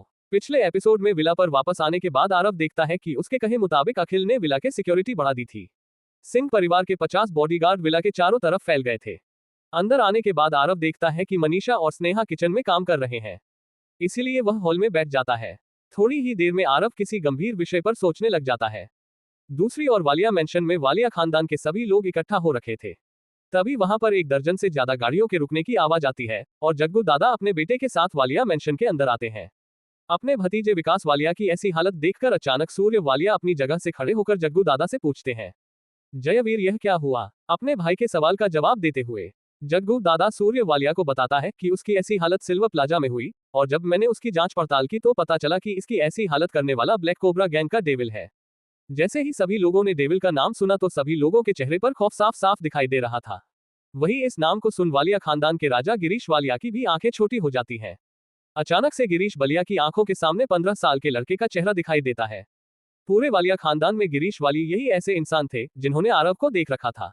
अचानक से उस लड़के के बारे में सोचने भर से ही गिरीश वालिया की नजरें अपने बाएं हाथ पर जाती है, जहां पर उनकी चुटली उंगली कटी हुई थी। अपनी कटी हुई उंगली को देखने के तुरंत बाद गिरीश वालिया अपनी यादों में खो जाते हैं। वह एक बिल्डिंग में बैठे दूरबीन से दूसरी बिल्डिंग पर नजर रखे हुए थे, जहां पर 200 आदमी हथियार बंद खड़े थे। अचानक से उस बिल्डिंग के सामने वाले दरवाजे को तोड़ते हुए 15 साल का लड़का अंदर आता है, जिसने अपने चेहरे पर काला कपड़ा बांध रखा था। उस लड़के ने एक काले रंग की डेनिम जैकेट पहनी हुई थी, जिसमें एक राजस्थानी खंजर और 12 मैगजीन थी। उसके दाएं हाथ में एक राजस्थानी खंजर और बाएं हाथ में पिस्तौल थी। वह लड़का बिना देखे उन 200 आदमियों के ऊपर कहर बनकर टूट पड़ा था। उसे लड़के के पीछे पीछे ब्लैक कोबरा गैंग के 40 लोग और अंदर आए थे। 10 मिनट के अंदर ही उन 200 लोगों को 40 लोगों द्वारा जान से मार दिया गया था। टॉप फ्लोर पर जाने के बाद उसे वहां पर एक इंसान रस्सियों से बंधा हुआ दिखाई देता है। टॉप फ्लोर पर पहुंचने के बाद उसे महसूस होता है जैसे कोई उसे देख रहा है, इसलिए वह तुरंत दूसरी बिल्डिंग की तरफ देखता है। इसलिए वह तुरंत उस इंसान की रस्सी काटता है और बिल्डिंग से दूसरी बिल्डिंग के ऊपर कूद जाता है। हालांकि दोनों बिल्डिंगों के बीच की दूरी 25 फुट थी, लेकिन उस लड़के ने 20 फुट की दूरी पार कर ली थी। लेकिन वह आगे की दूरी तय नहीं कर पा रहा था, इसलिए वह तुरंत अपनी पिस्टल से दूसरी बिल्डिंग की खिड़की का कांच तोड़ देता है और उस इंसान की तरफ अपने खंजर को फेंक देता है। अब आगे वह खंजर काफी तेजी से गिरीश वालिया की गर्दन की तरफ जा रहा था, लेकिन समय रहते गिरीश वालिया ने अपना हाथ आगे कर लिया था, जिस वजह से उनकी चुटली उंगली कट गई थी। इस समय गिरीश वालिया का शरीर डर के मारे पसीने में एकदम भीगा हुआ था। उन्हें विश्वास नहीं हो रहा था कि कोई इंसान इतनी लंबी छलांग भी लगा सकता है और हवा में रहते हुए इतना एक्यूरेट निशान भी लगा सकता है। अगर आज वह समय रहते अपने हाथ को आगे नहीं करते तो ये खंजर पक्का उनकी गर्दन को चीरते हुए निकल जाता। गिरीश वालिया समझ गए थे कि यह कोई 15 साल का लड़का नहीं है, बल्कि चलता फिरता मौत का देवता है। हालांकि उन्हें इस लड़के का सामने इसलिए करना पड़ा क्योंकि उन्होंने कमल अंपार की ताकतों का इस्तेमाल कर ब्लैक कोबरा गैंग के लीडर बलदेव कुमार को अगवा करवा लिया था। लेकिन उन्हें विश्वास नहीं हो रहा था कि ब्लैक कोबरा गैंग ने इतनी जल्दी बलदेव कुमार की लोकेशन कैसे निकली। वही गिरीश वालिया को बचता देखकर आरव को काफी ज्यादा गुस्सा आता है, लेकिन वह 7वें फ्लोर से नीचे गिर रहा था। उसे पक्का विश्वास था अगर मैं यहां से गिरकर मरा नहीं तो पक्का काफी गहरी चोट लगने वाली है। लेकिन अचानक से दूसरी बिल्डिंग में उसके लोगों ने जल्दी से एक लंबी रस्सी को उसकी तरफ फेंक दिया था। इसीलिए आरव ने भी गिरते गिरते जल्दी से उस रस्सी को पकड़ लिया, और ऐसे ही उसे 15 साल के लड़के की जान बच गई थी। लेकिन उस लड़के के लैंड होने के तुरंत बाद ही अचानक से एक स्नाइपर की गोली चलाने की आवाज आती है, और तुरंत वह गोली उसे लड़के के कंधे में जाकर लगती है, जिससे बहुत सारा खून बह रहा था। अचानक से गोली लगने की वजह से आरव को भी काफी ज्यादा दर्द हो रहा था, लेकिन वह तुरंत एक दीवार के पीछे जाकर छिप जाता है, क्योंकि उसे पता था कि अगली वाली गोली उसके कंधे में नहीं बल्कि सर में लगने वाली है। हालांकि उस 15 साल के लड़के को अपनी ताकत पर बहुत ज्यादा गुमान था, लेकिन जब जब वह किसी स्नाइपर से पंगा लेता था तब तब उसे काफी घायल होना पड़ता था। वालिया मैंशन में सभी लोग एकटक अपने राजा गिरीश वालिया को ही देख रहे थे। अपने पिता को उनके ख्यालों से बाहर लाते हुए उनका दूसरा बेटा जयंत बोलता है, पिताजी आप किस सोच में डूब गए? मुझे लगता है कोई और डेविल के नाम का इस्तेमाल कर हमें धमकाने की कोशिश कर रहा है, लेकिन हमें उसे बता देना चाहिए कि वालिया खानदान इतना कमजोर नहीं है जो उसकी खोखली धमकियों से डर जाए। जयंत वालिया की बात सुन अचानक से गिरीश वालिया अपने ख्यालों से बाहर आते हैं। वह जयंत वालिया की बातों को सुनकर सोच में पड़ जाते हैं। वही हॉल में बैठे सभी लोग जयंत वालिया की बातों से सहमत थे। कहीं ना कहीं गिरीश वालिया भी जयंत वालिया की बातों से सहमत थे, लेकिन उनके मन में कहीं ना कहीं उन्हें विश्वास हो रहा था कि जरूर यह वही है। लेकिन अचानक से जयवीर वालिया उर्फ जग्गू दादा जोर से अपने पिता गिरीश वालिया की तरफ देखते हुए कहता है, आप सभी को क्या लगता है, क्या मैं ऐसे ही किसी की भी बातों पर विश्वास कर लूंगा? अगर मैं ऐसे ही किसी की भी बातों पर विश्वास कर लेता तो मैं दिल्ली का अंडरवर्ल्ड किंग नहीं कहलाता। मैंने अपनी इन्हीं आंखों से देखा था उस लड़के को ब्लैक कोबरा गैंग के लोगों को ऑर्डर देते हुए। उसके एक ऑर्डर पर ही ब्लैक कोबरा गैंग के सभी लोगों ने मेरे आदमियों पर हमला कर दिया था, और उनकी अब की ताकत को देखकर मुझे विश्वास हो गया कि वह पहले से कई गुना ज्यादा ताकतवर हो गए हैं और खतरनाक भी। और मैंने डेविल को भी अपनी आंखों से साक्षात देखा है। जैसा उसके बारे में पहले बताया जाता था अब वह उससे बिल्कुल अलग है। उसका स्वभाव पहले से ज्यादा शांत हो गया है, लेकिन उसकी ताकत और बेरहमी पहले से ज्यादा बढ़ गई है। उसने मेरे खास आदमी लुका को अपने पैर के हल्के से झटका के साथ जान से मार डाला है, जो उसकी ताकत को साफ साफ दर्शाता है कि वह कितना ज्यादा खतरनाक हो चुका है। जग्गू दादा के मुंह से जैसे ही सभी लोगों ने लुका के मरने की बात सुनी तो सभी लोगों के पैरों के ताले से जमीन खिसक गई थी। उन सभी लोगों को पता था कि लुका किसी सांड से कम नहीं था। उसने तो कई बार अपने एक ही मुक्के में लोगों को बेहोश तक कर डाला था। उसके जैसे किसी एक्सपर्ट को इतनी आसानी से मारना कोई आम बात नहीं थी। अब उन्हें समझ में आ गया था कि अगर वह इंसान डेविल है भी नहीं तो भी उनको ऐसे ताकतवर इंसान के खिलाफ खड़ा होना पड़ेगा। भले ही वालिया खानदान इस लड़ाई में जीत जाए, लेकिन उन्हें पता था कि इस लड़ाई में वालिया खानदान को भी बहुत बड़ी कीमत चुकानी पड़ेगी। हालांकि वहां पर मौजूद सभी लोगों को विश्वास था कि वह इस लड़ाई में जरूर जीत जाएंगे, लेकिन इस लड़ाई को जीतने के लिए उन्हें अपने बहुत से लोगों की जान गंवानी पड़ेगी। इस समय जग्गू दादा की बात सुनने के बाद गिरीश वालिया भी सोच में पड़ गया था। काफी देर तक सोचने के बाद गिरीश वालिया अपनी दमदार आवाज में सभी से चुप होने को कहते हैं। सभी लोग चुप हो जाओ। मुझे नहीं लगता जयवीर ने जो ये बात बताई वह इतनी सिंपल है। मुझे लगता है जयवीर हमसे अभी भी कुछ छुपा रहा है। गिरीश वालिया की बात सुन वहां पर मौजूद सभी लोग एकदम शांत हो जाते हैं। सभी लोग गिरीश वालिया की बातों को बड़े ध्यान से सुन रहे थे। कुछ पल के लिए गिरीश वालिया जग्गू दादा को घूर कर देखते हैं और जग्गू दादा के मन को पढ़ने की कोशिश करते हैं, लेकिन अगले ही पल गिरीश वालिया जग्गू दादा की तरफ देखते हुए गंभीरता से उसे कहते हैं, जयवीर मुझे सब सच सच बताओ, शुरू से लेकर आखिर तक की सारी बातें बताओ मुझे। जग्गू दादा गिरीश वालिया की बातों को सुन एक गहरी सांस लेते हैं। अब तक जग्गू दादा अपने मन में यही सोच रहे थे कि कोई भी उनकी बातों को ध्यान से क्यों नहीं सुन रहा है, और इतनी सीरियस बात को ये लोग इतने इजीली कैसे ले सकते हैं। लेकिन गिरीश वालिया के पूछने के बाद जग्गू दादा को महसूस होता है कोई तो इस मामले की गंभीरता को समझ रहा है। जग्गू दादा गिरीश वालिया को बताते हैं, डेविल के साथ युवराज आरव सिंह भी मिला हुआ है। युवराज आरव के निशाने पर अब हमारा पूरा परिवार आ चुका है, और हमारे पूरे परिवार को मौत के घाट उतारने का काम डेविल को सौंपा गया है। जग्गू दादा की इतनी सी बात नहीं वहां पर बैठे सभी लोगों के दिलों में खौफ पैदा कर दिया था।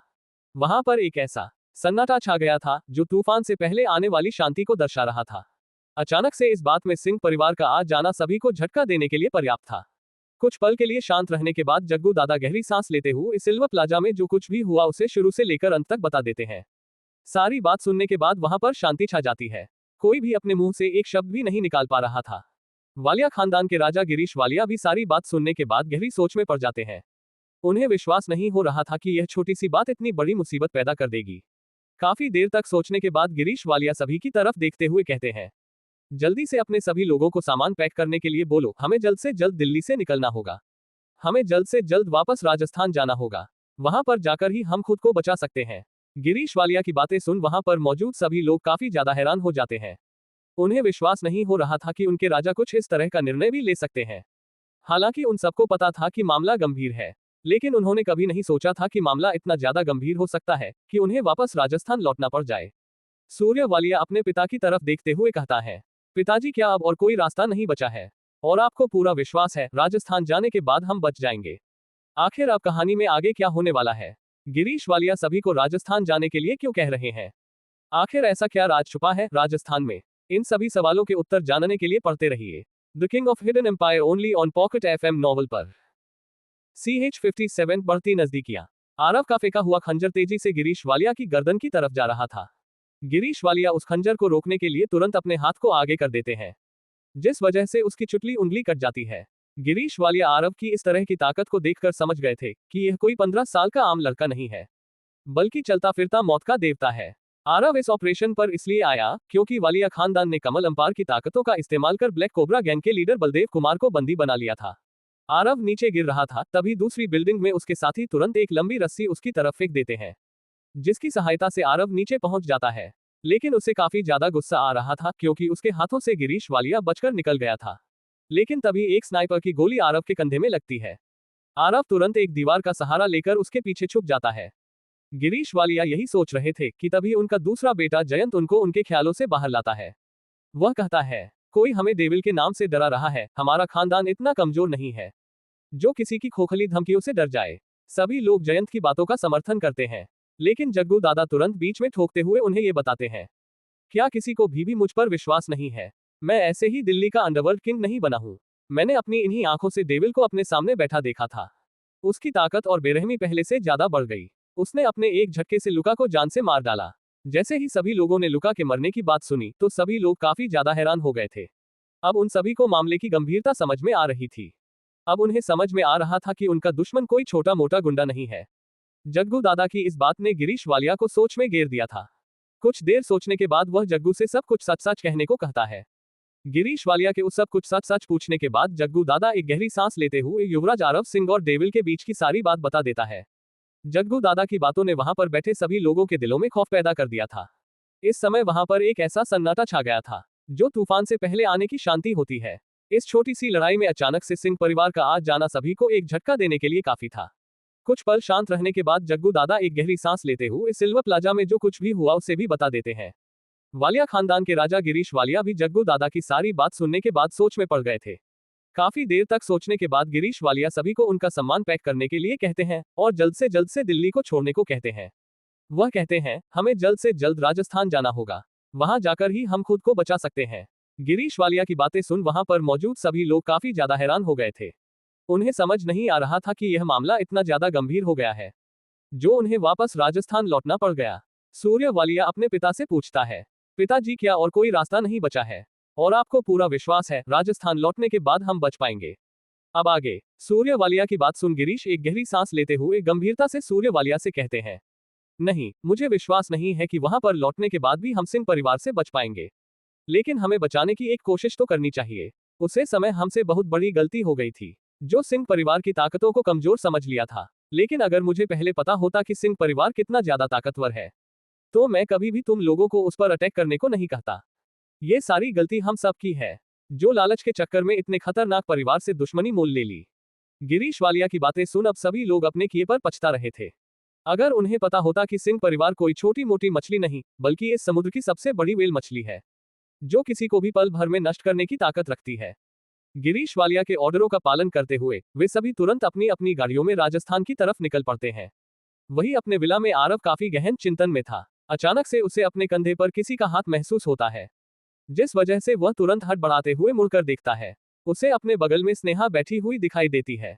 स्नेहा आरव की तरफ देखते हुए अपनी मधुर आवाज में उससे कहती है, क्या कोई टेंशन है जो तुम्हें परेशान कर रही है? अगर है भी तो भी उसे अपने से दूर कर दो। तुम्हारे करीब सिर्फ मैं ही रह सकती हूँ। अगर मैंने किसी और को तुम्हारे करीब देखा ना तो मैं पक्का तुमसे बात करना बंद कर दूंगी। स्नेहा की बातें सुन आरव के चेहरे पर हल्की मुस्कान आ जाती है। वह स्नेहा की आंखों में देखते हुए बड़े ही प्यार से कहता है, मेरे करीब आने की इजाजत सिर्फ तुम्हें ही है, सिर्फ तुम्हें। अगर किसी और ने मेरे करीब आने की कोशिश भी की ना तो मैं उसे तुम्हारे पास लेकर आ जाऊंगा। फिर तुम्हें उसे जो सजा दोगी उसे दे सकती हो। और अगर तुमने मुझसे बात करना बंद कर दिया तो मैं तुम्हारी मीठी आवाज कहाँ सुनूंगा। आरव की बातों को सुन स्नेहा का चेहरा शर्म के मारे एकदम लाल हो जाता है। आरव की इन बातों को सुन स्नेहा मन ही मन काफी ज्यादा खुश थी।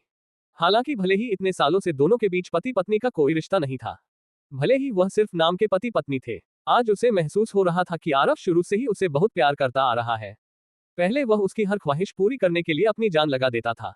वह समझ पा रही थी कि जब से उसने मनीषा के लिए अनाप शनाप बोला तब से ही आरव ने उसे अपनी जिंदगी से निकाल फेंका था। लेकिन आज इन दोनों के बीच दोबारा से प्रेम कहानी शुरू हो गई थी।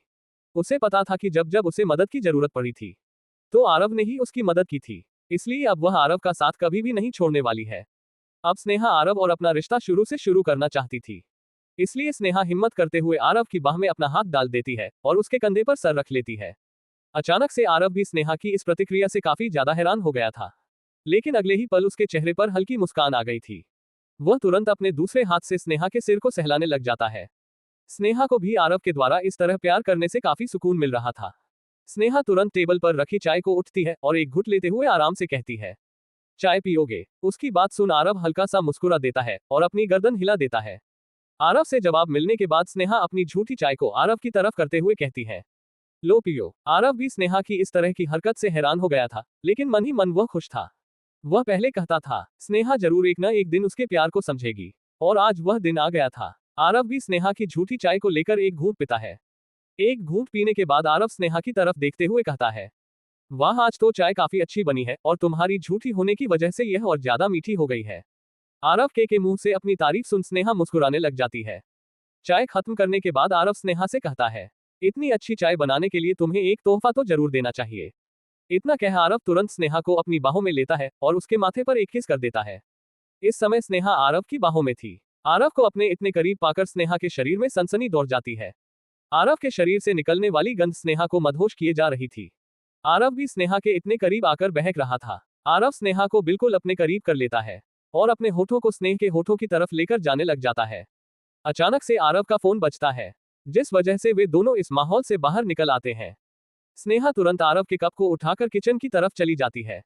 वहीं आरव अपनी जेब से फोन निकाल कर देखता है, जिस पर अखिल का नाम था। वह तुरंत फोन उठाते हुए कहता है, हाँ अखिल बोल, क्या काम था? अखिल आरव के हल्के गुस्से को फोन पर महसूस कर पा रहा था। आरव गुस्से में इसलिए था क्योंकि इतनी रोमांटिक माहौल को अखिल के फोन कॉल ने बर्बाद कर दिया।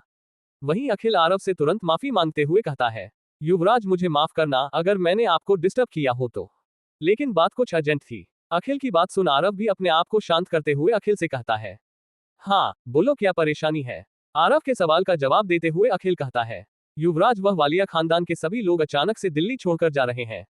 मैंने उनके मेंशन पर अपने आदमियों को लगा रखा था। अभी थोड़ी देर पहले ही मुझे अपने आदमियों से खबर मिली कि वालिया खानदान के सभी लोग अपनी अपनी गाड़ियों से दिल्ली छोड़कर कहीं जा रहे हैं।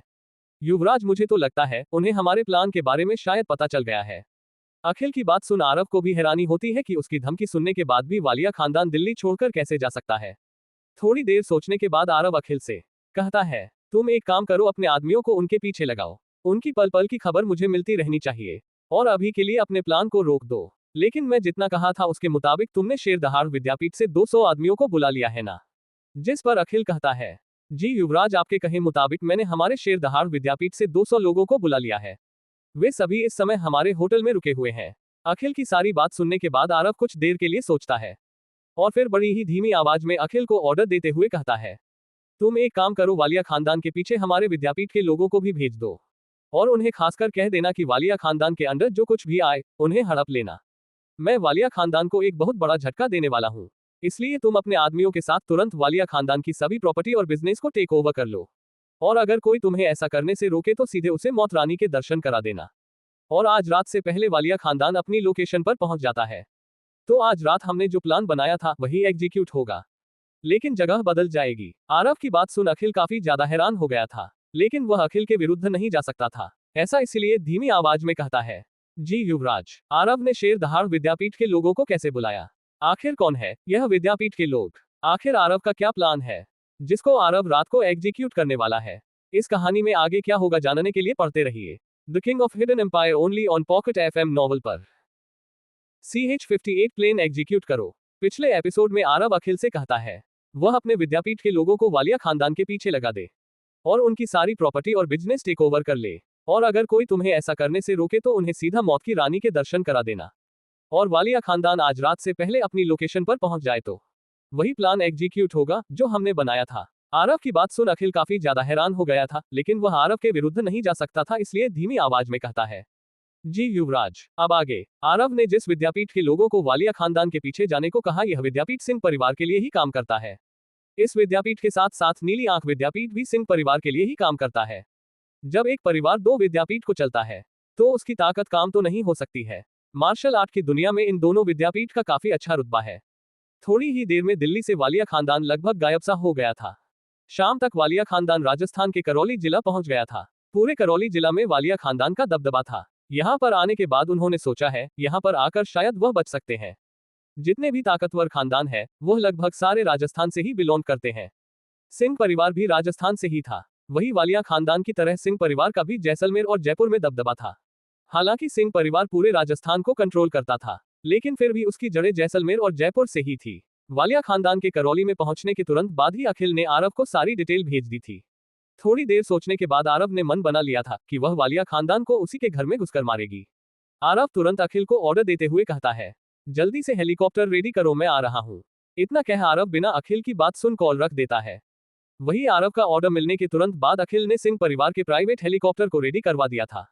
30 मिनट के बाद आरव सिंह मैंशन में था। सिंह मैंशन में हेलीकॉप्टर के लिए हेलीपैड भी बना हुआ था। उसे हेलीपैड पर एक सफेद रंग का हेलीकॉप्टर खड़ा था, जिसका नाम लियोनार्डो AW109 है। इस हेलीकॉप्टर की कीमत 90 करोड़ है। आरव हेलीकॉप्टर के पायलट से हाथ मिलाता है और अखिल के साथ हेलीकॉप्टर में बैठ जाता है और तुरंत राजस्थान के लिए रवाना हो जाता है। तकरीबन 1 घंटे 20 मिनट के बाद जतिन का हेलीकॉप्टर दिल्ली से जयपुर सिंह मैंशन में लैंड कर जाता है। आरव जब तक राजस्थान पहुंचा तब तक अंधेरा होने लग गया था। वहां पर आने के तुरंत बाद अखिल आरव के लिए डिनर का इंतजाम करता है। खाना खाने के बाद आरव कॉल पर ही सभी को प्लान समझाने लग जाता है। प्लेन को समझाने के बाद अब आरव रात होने का इंतजार करने लगता है। अब तक लगभग 8 बजे बज चुके थे। जब से आरव राजस्थान आया है तब से आरव अपने सोफे पर बैठा उंगली चलाए जा रहा है। राजस्थान पहुंचने के बाद आरव ने स्नेहा और मनीषा को कॉल करके बता दिया था वह किसी जरूरी काम से राजस्थान आया हुआ है, कल सुबह तक वापस आ जाएगा। हालांकि आरव की इस बात से वह दोनों काफी ज्यादा नाराज हो गई थी, क्योंकि आरव उन्हें बिना बताए राजस्थान चला गया था और राजस्थान पहुंचने के बाद वह उन्हें कॉल करके बता रहा है, जिससे वह दोनों आरव से नाराज हो गई थी। लेकिन आरव को इस समय सिर्फ वालिया खानदान पर फोकस करने की जरूरत थी, इसलिए आरव उन्हें ज्यादा कुछ नहीं बताता। जैसे ही रात के 11 बजे बजाते हैं आरव की उंगलियां चलना बंद हो जाती है।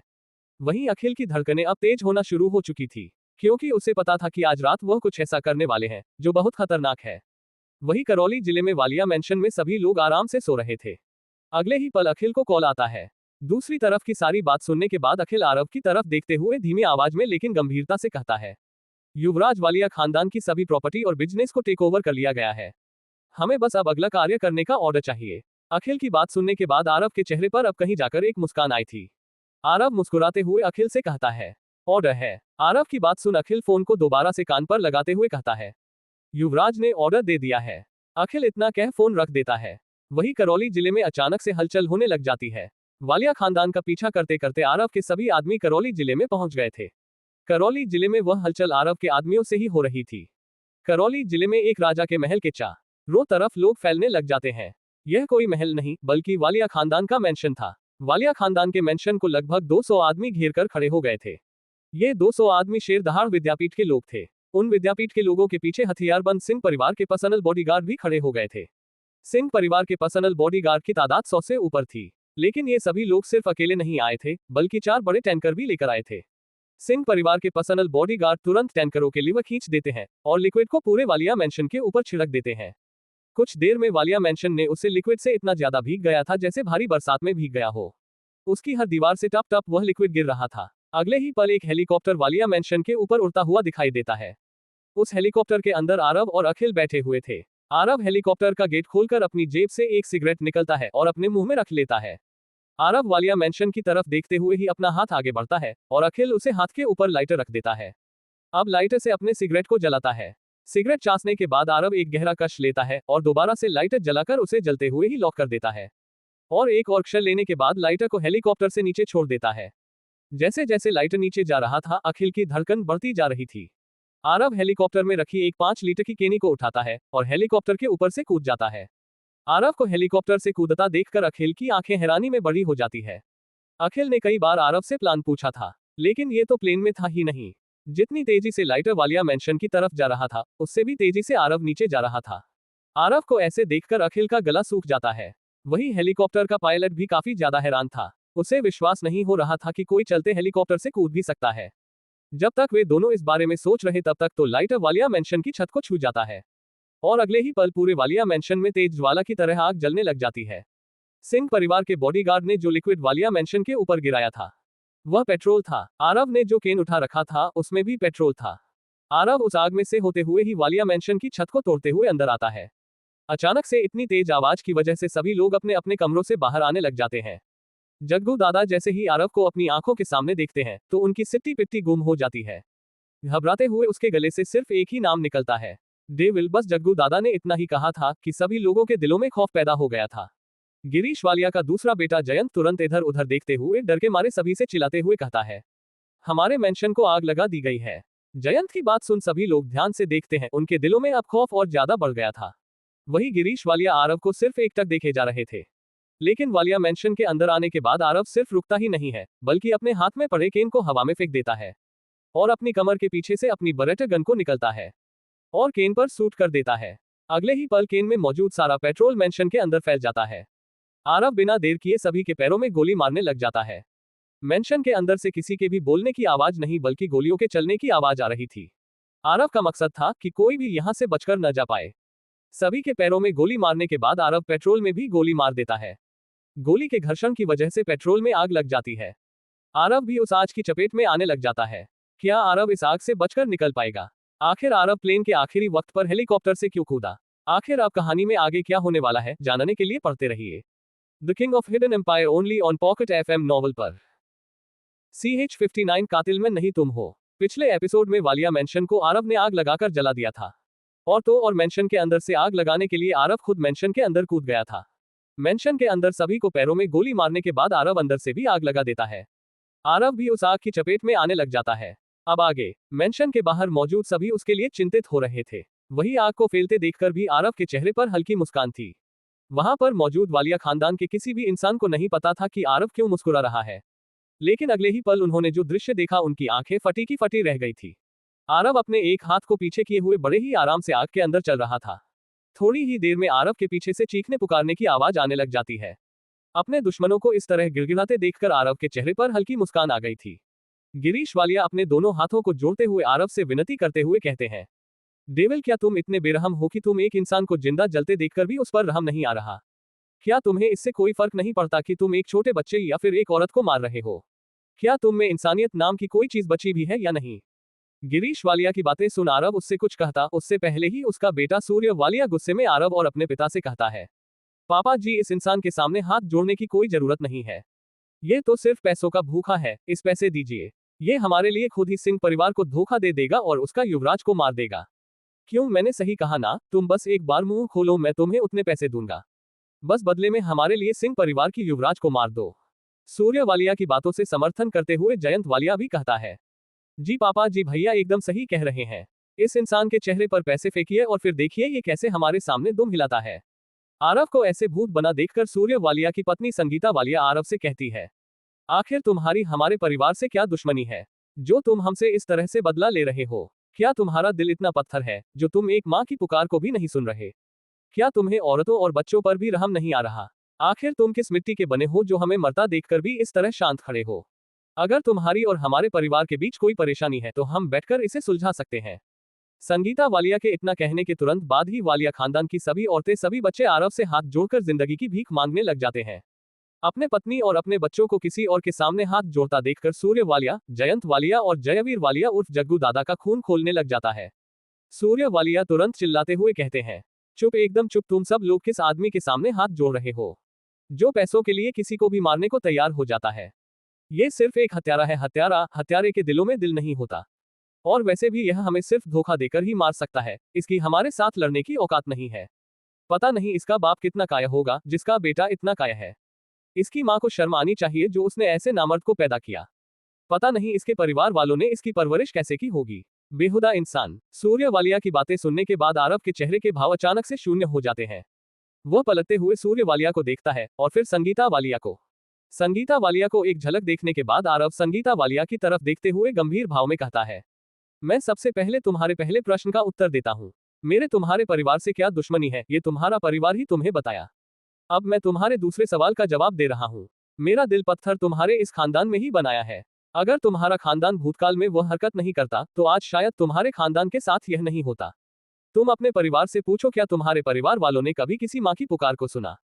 सोचो उस माँ पर क्या बीती होगी जिसने अपने बेटे को जन्म दिया पर पालन पोषण न कर पाए। सोचो उस 6 साल के बच्चे पर क्या बीती होगी जिसने अपनी माँ को अपनी आंखों के सामने मरते देखा हो। मैं भी औरतों की बहुत इज्जत करता हूँ, बच्चों को प्रेम करता हूँ। और रही बात हमारे बीच परेशानी की, मैं उसे बात को ऐसे ही नहीं जाने दे सकता। ये बात कहते कहते आरव की आंखों में आंसू आ जाते हैं। लेकिन आखिरी बात का हते वक्त आरव के चेहरे पर जो गुस्सा था वह साफ साफ दिखाई दे रहा था। उसकी आंखों में ऐसी आग जल रही थी जो किसी को भी जलाकर राख करने में सक्षम थी। आरव अपनी आंखें बंद करता है और एक गहरी सांस लेता है। वह अपने आप को शांत करने की कोशिश करता है, लेकिन अचानक से उसे सूर्य वालिया की बात याद आ जाती है, जिस वजह से उसकी आंखें खुल जाती है और उसकी आंखों में गुस्सा साफ साफ दिखाई दे रहा था। गुस्से में उसके हाथों और माथे की नसें फूल जाती हैं। उसकी आंखों में अंगारे बरस रहे थे और गुस्से में चिल्लाते हुए सूर्य वालिया से कहता है, तुम कह रहे थे ना, मैं पैसों के लिए किसी को भी मारने के लिए तैयार हो जाता हूँ, लेकिन तुम्हारे जैसे पापियों को मैं बिना पैसे लिए भी मारने को तैयार हूँ। हत्यारा मैं नहीं, हत्यारे तुम हो, तुम्हारा पूरा खानदान है। और रही बात धोखा देने की, तो तुम्हारे जितना धोखा कौन देता होगा। किसी को भी रास्ते से हटाने के लिए औकात तुम्हारी नहीं है जो सामने से लड़ाई कर सको। नामर्द में नहीं, नामर्द तुम हो। काया तुम मुझे कह रहे थे, पहले अपने अंदर झांको फिर मुझे कहना। और रही बात मेरी परवरिश की, भले ही तुमने मेरे पूरे परिवार को मार दिया हो, फिर भी तुमसे अच्छी परवरिश हो रखी है मेरी। तुम्हें पता भी है मैं कौन हूँ। मैं वही युवराज हूँ जिसको मारने के लिए तुम तड़प रहे हो। मैं सिंह परिवार का युवराज सिंह हूँ। मैं ब्लैक कोबरा गैंग का वही मौत का देवता हूँ जिसे लोग डेविल के नाम से जानते हैं। और आज यही मौत का देवता तुम सबके लिए मौत बनकर आया है। और तेरी हिम्मत कैसे हुई मेरे परिवार के बारे में अनाप शनाप बकने की। इतना कहने के तुरंत बाद आरव गुस्से में अगले ही पल सूर्य वालिया की आंखों के सामने खड़ा था। आरव सूर्य वालिया के पेट में एक जोरदार मुक्का मारता है, जिस वजह से सूर्य वालिया उड़ते हुए सोफे पर जाकर गिर जाता है। आरव के मुक्के का फोर्स इतना ज्यादा था कि सोफा भी पलट जाता है। आरव इस समय इतना ज्यादा गुस्से में था कि उसने ना आव देखा ना ताव, उसने अपने नाग राजा की शक्तियों का इस्तेमाल करना शुरू कर दिया था। वह अगले ही पल एक परछाई में बदलकर तुरंत सूर्य वालिया के पास पहुंच जाता है। इस समय सूर्य वालिया जमीन पर गिरा हुआ था और उसके मुंह से खून निकल रहा था। सूर्य वालिया को इस समय बहुत ज्यादा दर्द हो रहा था और वह दर्द में करा रहा था। आरव इस समय सूर्य वालिया के बालों को पकड़ता है और उसकी गर्दन को ऊपर उठना है। सूर्य वालिया दर्द से चीख पड़ता है, लेकिन आरव का गुस्सा शांत नहीं हुआ था। कोई भी उसके माता पिता के लिए अपशब्दों का इस्तेमाल नहीं कर सकता था। आरव सूर्य वालिया के बालों को छोड़कर उसके मुंह को भींचना शुरू कर देता है। आरव के ऐसा करने से सूर्य वालिया को काफी ज्यादा दर्द हो रहा था, लेकिन वह चीख भी नहीं पा रहे थे। आरव सूर्य वालिया के मुंह में हाथ देकर उसके जीभ को बाहर खींच लेता है। जीभ के खींचने से सूर्य वालिया को काफी दर्द हो रहा था, लेकिन उसकी हालत जोर से चिल्लाने की भी नहीं थी। वहां पर मौजूद सभी लोग देख पा रहे थे कि आरव को उकसाकर उन्होंने कितनी बड़ी गलती कर दी थी। लेकिन आरव की इतनी भयानक ताकत को देखकर उन सभी के रोंगटे खड़े हो गए थे। अगर आज वह सभी बच गए और कोई उनसे पूछे कि मौत कैसी दिखती है, तो वह जरूर आरव का ही नाम लेंगे। वे सभी अपनी आंखों के सामने देख पा रहे थे कि आरव की बेरहमी किस हद तक जा सकती है।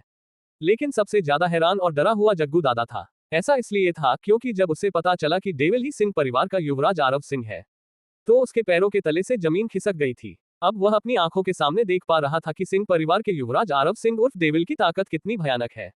उसने इतने सालों तक ऐसे ही दिल्ली का अंडरवर्ल्ड नहीं संभाला था।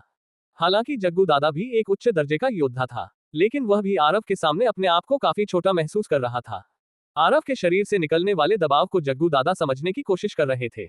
उन्होंने ताकत की दुनिया में ऐसे बहुत से योद्धा देखे थे जिनके शरीर से बहुत भयानक दबाव निकलता था। इंटरनेशनल माफिया डॉन मार्क के शरीर से भी इस तरह का दबाव निकलता था, लेकिन उसका दबाव भी आरव के शरीर से निकलने वाले दबाव के जितना खतरनाक नहीं था। हालांकि अंडरवर्ल्ड और इस ताकत की दुनिया में रहने की वजह से वह एक बार एक विद्यापीठ के महागुरु से मिले थे। उनकी ताकत एक अलग ही लेवल पर थी। इस दुनिया में ऐसे बहुत कम योद्धा थे जो उन महागुरु से लड़ने के काबिल थे। जग्गू दादा ने उस दिन उस महागुरु की असल ताकत को देखा था और उनके शरीर से निकलने वाले दिव्य दबाव को भी महसूस किया था। लेकिन जग्गू दादा आरव की शक्तियों का पता नहीं लग पा रहे थे। आरव के शरीर से निकलने वाला दिव्य दबाव भी उस महागुरु के दबाव से कई गुना ज्यादा ताकतवर और खतरनाक था। इस बार जग्गू दादा समझ गए थे कि उन्होंने किसी गलत इंसान से पंगा ले लिया। इस ताकत की दुनिया में रहने के बाद जग्गू दादा ने बहुत बार ऐसा भी सुना था कि ऐसे बहुत से योद्धा होते हैं जिनके शरीर पर आग का कोई प्रभाव नहीं पड़ता, लेकिन अपनी जिंदगी में उन्होंने कभी भी इस स्तर के योद्धा को नहीं देखा था। जैसे नागवंशों के नागों की ताकतों को मंडलों में विभाजित किया गया है, वैसे ही इंसानी दुनिया में भी इंसानों की ताकतों को मंडल में विभाजित किया गया है। माना जाता है इतनी खतरनाक क्षमता वाले लोग आम लोगों की दुनिया में नहीं आते, और जिन इंसानों का अग्नि भी कुछ नहीं बिगाड़ सकती, इस तरह की ताकत उस इंसान को तब हासिल होती है जब वह आखिरी मंडल पर पहुंच जाए। जग्गू दादा ने कभी कल्पना भी नहीं की थी कि वह अपने जीवन में किसी अग्नि मंडल का योद्धा को देख पाएंगे। वे आंखें फाड़ फाड़ कर अब को देख रहे थे। वही आरव अपनी कमर के पीछे से एक तेज राजस्थानी खंजर बाहर निकलता है और सूर्य वालिया की जीभ को काट देता है। अचानक से पूरे मेंशन में जोर जोर से चीखने चिल्लाने की आवाज आने लग जाती है। सूर्य वालिया का पूरा मुंह खून से भरा हुआ था। सूर्य वालिया दहाड़े मार मार कर चीख रहे थे। सूर्य वालिया की आवाज पूरे मेंशन में गूंज रही थी, और तो और बाहर खड़े आरव के आदमियों को भी सूर्य वालिया की चीखें साफ साफ सुनाई दे रही थी। सूर्य वालिया को इतने दर्द में देखकर बाकी सभी लोग एकदम शांत हो गए थे। सभी की आंखों से आंसू बह रहे थे और सभी का शरीर आग में जल रहा था, लेकिन कोई भी चीखने की हिम्मत नहीं कर पा रहा था। लेकिन लगातार आग में जलने की वजह से कोई भी अपने आप पर काबू नहीं कर पाया और सूर्य वालिया की तरह जोर जोर से चीखने चिल्लाने लग गए। उन सभी के चीखने चिल्लाने की आवाज रात की शांति को भंग कर रही थी। मेंशन में आग लगने की वजह से शहर की मीडिया पुलिस सब एक्टिव हो गए थे, लेकिन ना ही पुलिस और ना ही मीडिया कोई भी मेंशन के करीब जाने की हिम्मत नहीं कर पा रहे थे। वह दूर से मेंशन को घेरे हुए लोगों को देख पा रहे थे। क्या आरव के इतने खतरनाक इरादे देख पुलिस उसे गिरफ्तार कर लेगी? क्या मीडिया की वजह से सभी लोग आरव का चेहरा देख पाएंगे? आगे क्या होगा इस रोमांचक कहानी में जानने के लिए पढ़ते रहिए the king of hidden empire only on pocket FM novel पर। CH60 आखिर किसने की यह हरकत? हेलो दोस्तों, सबसे पहले मैं आपसे माफी मांगना चाहता हूं क्योंकि यह चैप्टर भी एक रिपीटेड चैप्टर है। पिछले एपिसोड में वालिया मेंशन को आरव ने आग लगाकर जला दिया था, और तो और मेंशन के अंदर से आग लगाने के लिए आरव खुद मेंशन के अंदर कूद गया था। मेंशन के अंदर सभी को पैरों में गोली मारने के बाद आरव अंदर से भी आग लगा देता है। आरव भी उस आग की चपेट में आने लग जाता है। अब आगे मेंशन के बाहर मौजूद सभी उसके लिए चिंतित हो रहे थे। वही आग को फैलते देखकर भी आरव के चेहरे पर हल्की मुस्कान थी। वहां पर मौजूद वालिया खानदान के किसी भी इंसान को नहीं पता था कि आरव क्यों मुस्कुरा रहा है, लेकिन अगले ही पल उन्होंने जो दृश्य देखा उनकी आंखें फटी की फटी रह गई थी। आरव अपने एक हाथ को पीछे किए हुए बड़े ही आराम से आग के अंदर चल रहा था। थोड़ी ही देर में आरव के पीछे से चीखने पुकारने की आवाज आने लग जाती है। अपने दुश्मनों को इस तरह गिड़गिड़ाते देखकर आरव के चेहरे पर हल्की मुस्कान आ गई थी। गिरीश वालिया अपने दोनों हाथों को जोड़ते हुए आरव से विनती करते हुए कहते हैं, डेविल, क्या तुम इतने बेरहम हो कि तुम एक इंसान को जिंदा जलते देखकर भी उस पर रहम नहीं आ रहा? क्या तुम्हें इससे कोई फर्क नहीं पड़ता कि तुम एक छोटे बच्चे या फिर एक औरत को मार रहे हो? क्या तुम में इंसानियत नाम की कोई चीज बची भी है या नहीं? गिरीश वालिया की बातें सुन आरव उससे कुछ कहता उससे पहले ही उसका बेटा सूर्य वालिया गुस्से में आरव और अपने पिता से कहता है, पापा जी, इस इंसान के सामने हाथ जोड़ने की कोई जरूरत नहीं है। ये तो सिर्फ पैसों का भूखा है, इस पैसे दीजिए। ये हमारे लिए खुद ही सिंह परिवार को धोखा दे देगा और उसका युवराज को मार देगा। क्यों, मैंने सही कहा ना? तुम बस एक बार मुंह खोलो, मैं तुम्हें उतने पैसे दूंगा। बस बदले में हमारे लिए सिंह परिवार की युवराज को मार दो। सूर्य वालिया की बातों से समर्थन करते हुए जयंत वालिया भी कहता है, जी पापा जी, भैया एकदम सही कह रहे हैं। इस इंसान के चेहरे पर पैसे फेंकिए और फिर देखिए ये कैसे हमारे सामने दुम हिलाता है।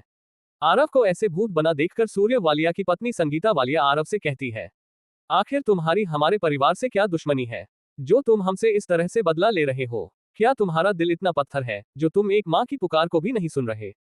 क्या तुम्हें औरतों और बच्चों पर भी रहम नहीं आ रहा? आखिर तुम किस मिट्टी के बने हो जो हमें मरता देखकर भी इस तरह शांत खड़े हो? अगर तुम्हारी और हमारे परिवार के बीच कोई परेशानी है तो हम बैठकर इसे सुलझा सकते हैं। संगीता वालिया के इतना कहने के तुरंत बाद ही वालिया खानदान की सभी औरतें, सभी बच्चे आरव से हाथ जोड़कर जिंदगी की भीख मांगने लग जाते हैं। अपने पत्नी और अपने बच्चों को किसी और के सामने हाथ जोड़ता देखकर सूर्य वालिया, जयंत वालिया और जयवीर वालिया उर्फ जग्गू दादा का खून खोलने लग जाता है। सूर्य वालिया तुरंत चिल्लाते हुए कहते हैं, चुप, एकदम चुप। तुम सब लोग किस आदमी के सामने हाथ जोड़ रहे हो जो पैसों के लिए किसी को भी मारने को तैयार हो जाता है? ये सिर्फ एक हत्यारा है। हत्यारे के दिलों में दिल नहीं होता, और वैसे भी यह हमें सिर्फ धोखा देकर ही मार सकता है। इसकी हमारे साथ लड़ने की औकात नहीं है। पता नहीं इसका बाप कितना काया होगा जिसका बेटा इतना काया है। इसकी माँ को शर्म आनी चाहिए जो उसने ऐसे नामर्द को पैदा किया। पता नहीं इसके परिवार वालों ने इसकी परवरिश कैसे की होगी। बेहुदा इंसान। सूर्य वालिया की बातें सुनने के बाद आरव के चेहरे के भाव अचानक से शून्य हो जाते हैं। वह पलटते हुए सूर्य वालिया को देखता है और फिर संगीता वालिया को। संगीता वालिया को एक झलक देखने के बाद आरव संगीता वालिया की तरफ देखते हुए गंभीर भाव में कहता है, मैं सबसे पहले तुम्हारे पहले प्रश्न का उत्तर देता हूँ। मेरे तुम्हारे परिवार से क्या दुश्मनी है ये तुम्हारा परिवार ही तुम्हें बताया। अब मैं तुम्हारे दूसरे सवाल का जवाब दे रहा हूँ। मेरा दिल पत्थर तुम्हारे इस खानदान में ही बनाया है। अगर तुम्हारा खानदान भूतकाल में वह हरकत नहीं करता तो आज शायद तुम्हारे खानदान के साथ यह नहीं होता। तुम अपने परिवार से पूछो, क्या तुम्हारे परिवार वालों ने कभी किसी माँ की पुकार को सुना? सोचो उस माँ पर क्या बीती होगी जिसने अपने बेटे को जन्म दिया पर पालन पोषण न कर पाए। सोचो उस 6 साल के बच्चे पर क्या बीती होगी जिसने अपनी माँ को अपनी आंखों के सामने मरते देखा हो। मैं भी औरतों की बहुत इज्जत करता हूँ, बच्चों को प्रेम करता हूँ। और रही बात हमारे बीच परेशानी की, मैं उससे बात को ऐसे ही नहीं जाने दे सकता। ये बात कहते कहते आरव की आंखों में आंसू आ जाते हैं। लेकिन आखिरी बात कहते वक्त अरब के चेहरे पर जो गुस्सा था वह साफ साफ दिखाई दे रहा था। उसकी आंखों में ऐसी आग जल रही थी जो किसी को भी जलाकर राख करने में सक्षम थी। आरव अपनी आंखें बंद करता है और एक गहरी सांस लेता है। वह अपने आप को शांत करने की कोशिश करता है, लेकिन अचानक से उसे सूर्य वालिया की बात याद आ जाती है, जिस वजह से उसकी आंखें खुल जाती है और उसकी आंखों में गुस्सा साफ साफ दिखाई दे रहा था। गुस्से में उसके हाथों और माथे की नसें फूल जाती है। उसकी आंखों में अंगारे बरस रहे थे और गुस्से में चिल्लाते हुए सूर्य वालिया से कहता है, तुम कह रहे थे ना, मैं पैसों के लिए किसी को भी मारने के लिए तैयार हो जाता हूँ, लेकिन तुम्हारे जैसे पापियों को मैं बिना पैसे लिए भी मारने को तैयार हूँ। हत्यारा मैं नहीं, हत्यारे तुम हो, तुम्हारा पूरा खानदान है। और रही बात धोखा देने की, तो तुम्हारे जितना धोखा कौन देता होगा? किसी को भी रास्ते से हटाने के लिए औकात तुम्हारी नहीं है जो सामने से लड़ाई कर सको। नामर्द में नहीं, नामर्द तुम हो। काया तुम मुझे कह रहे थे, पहले अपने अंदर झांको फिर मुझे कहना। और रही बात मेरी परवरिश की, भले ही तुमने मेरे पूरे परिवार को मार दिया हो, फिर भी तुमसे अच्छी परवरिश हो रखी है मेरी। तुम्हें पता भी है मैं कौन हूँ। मैं वही युवराज हूँ जिसको मारने के लिए तुम तड़प रहे हो। मैं सिंह परिवार का युवराज सिंह हूँ। मैं ब्लैक कोबरा गैंग का वही मौत का देवता हूँ जिसे लोग डेविल के नाम से जानते हैं। और आज यही मौत का देवता तुम सबके लिए मौत बनकर आया है। और तेरी हिम्मत कैसे हुई मेरे परिवार के बारे में अनाप शनाप बकने की? इतना कहने के तुरंत बाद आरव गुस्से में अगले ही पल सूर्य वालिया की आंखों के सामने खड़ा था। आरव सूर्य वालिया के पेट में एक जोरदार मुक्का मारता है, जिस वजह से सूर्य वालिया उड़ते हुए सोफे पर जाकर गिर जाता है। आरव के मुक्के का फोर्स इतना ज्यादा था कि सोफा भी पलट जाता है। आरव इस समय इतना ज्यादा गुस्से में था कि उसने ना आव देखा ना ताव, उसने अपने नाग राजा की शक्तियों का इस्तेमाल करना शुरू कर दिया था। वह अगले ही पल एक परछाई में बदलकर तुरंत सूर्य वालिया के पास पहुंच जाता है। इस समय सूर्य वालिया जमीन पर गिरा हुआ था और उसके मुंह से खून निकल रहा था। सूर्य वालिया को इस समय बहुत ज्यादा दर्द हो रहा था और वह दर्द में करा रहा था। आरव इस समय सूर्य वालिया के बालों को पकड़ता है और उसकी गर्दन को ऊपर उठना है। सूर्य वालिया दर्द से चीख पड़ता है, लेकिन आरव का गुस्सा शांत नहीं हुआ था। कोई भी उसके माता पिता के लिए अपशब्दों का इस्तेमाल नहीं कर सकता था। आरव सूर्य वालिया के बालों को छोड़कर उसके मुंह को भींचना शुरू कर देता है। आरव के ऐसा करने से सूर्य वालिया को काफी ज्यादा दर्द हो रहा था, लेकिन वह चीख भी नहीं पा रहे थे। आरव सूर्य वालिया के मुंह में हाथ देकर उसके जीभ को बाहर खींच लेता है। जीभ के खींचने से सूर्य वालिया को काफी दर्द हो रहा था, लेकिन उसकी हालत जोर से चिल्लाने की भी नहीं थी। वहां पर मौजूद सभी लोग देख पा रहे थे कि आरव को उकसाकर उन्होंने कितनी बड़ी गलती कर दी थी। लेकिन आरव की इतनी भयानक ताकत को देखकर उन सभी के रोंगटे खड़े हो गए थे। अगर आज वह सभी बच गए और कोई उनसे पूछे कि मौत कैसी दिखती है, तो वह जरूर आरव का ही नाम लेंगे। वे सभी अपनी आंखों के सामने देख पा रहे थे कि आरव की बेरहमी किस हद तक जा सकती है। लेकिन सबसे ज्यादा हैरान और डरा हुआ जग्गू दादा था। ऐसा इसलिए था क्योंकि जब उसे पता चला कि डेविल ही सिंह परिवार का युवराज आरव सिंह है, तो उसके पैरों के तले से जमीन खिसक गई थी। अब वह अपनी आंखों के सामने देख पा रहा था कि सिंह परिवार के युवराज आरव सिंह उर्फ डेविल की ताकत कितनी भयानक है। उसने इतने सालों तक ऐसे ही दिल्ली का अंडरवर्ल्ड नहीं संभाला था। हालांकि जग्गू दादा भी एक उच्च दर्जे का योद्धा था, लेकिन वह भी आरव के सामने अपने आप को काफी छोटा महसूस कर रहा था। आरव के शरीर से निकलने वाले दबाव को जग्गू दादा समझने की कोशिश कर रहे थे। उन्होंने ताकत की दुनिया में ऐसे बहुत से योद्धा देखे थे जिनके शरीर से बहुत भयानक दबाव निकलता था। इंटरनेशनल माफिया डॉन मार्क के शरीर से भी इस तरह का दबाव निकलता था, लेकिन उसका दबाव भी आरव के शरीर से निकलने वाले दबाव के जितना खतरनाक नहीं था। हालांकि अंडरवर्ल्ड और इस ताकत की दुनिया में रहने की वजह से वह एक बार एक विद्यापीठ के महागुरु से मिले थे। उनकी ताकत एक अलग ही लेवल पर थी। इस दुनिया में ऐसे बहुत कम योद्धा थे जो उन महागुरु से लड़ने के काबिल था। जग्गू दादा ने उस दिन उस महागुरु की असल ताकत को देखा था और उनके शरीर से निकलने वाले दिव्य दबाव को भी महसूस किया था। लेकिन जग्गू दादा आरव की शक्तियों का पता नहीं लग पा रहे थे। आरव के शरीर से निकलने वाला दिव्य दबाव भी उस महागुरु के दबाव से कई गुना ज्यादा ताकतवर और खतरनाक था। इस बार जग्गू दादा समझ गए थे कि उन्होंने किसी गलत इंसान से पंगा ले लिया। इस ताकत की दुनिया में रहने के बाद जग्गू दादा ने बहुत बार ऐसा भी सुना था कि ऐसे बहुत से योद्धा होते हैं जिनके शरीर पर आग का कोई प्रभाव नहीं पड़ता, लेकिन अपनी जिंदगी में उन्होंने कभी भी इस स्तर के योद्धा को नहीं देखा था।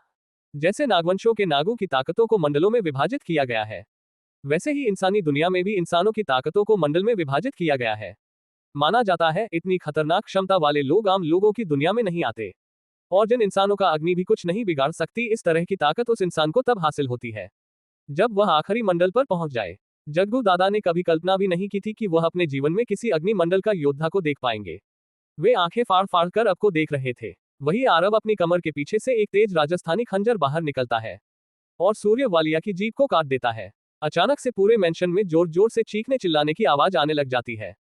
सूर्य वालिया का पूरा मुंह खून से भरा हुआ था। सूर्य वालिया दहाड़े मार मार कर चीख रहे थे। सूर्य वालिया की आवाज पूरे मेंशन में गूंज रही थी, और तो और बाहर खड़े आरव के आदमियों को भी सूर्य वालिया की चीखें साफ साफ सुनाई दे रही थी। सूर्य वालिया को इतने दर्द में देखकर बाकी सभी लोग एकदम शांत हो गए थे।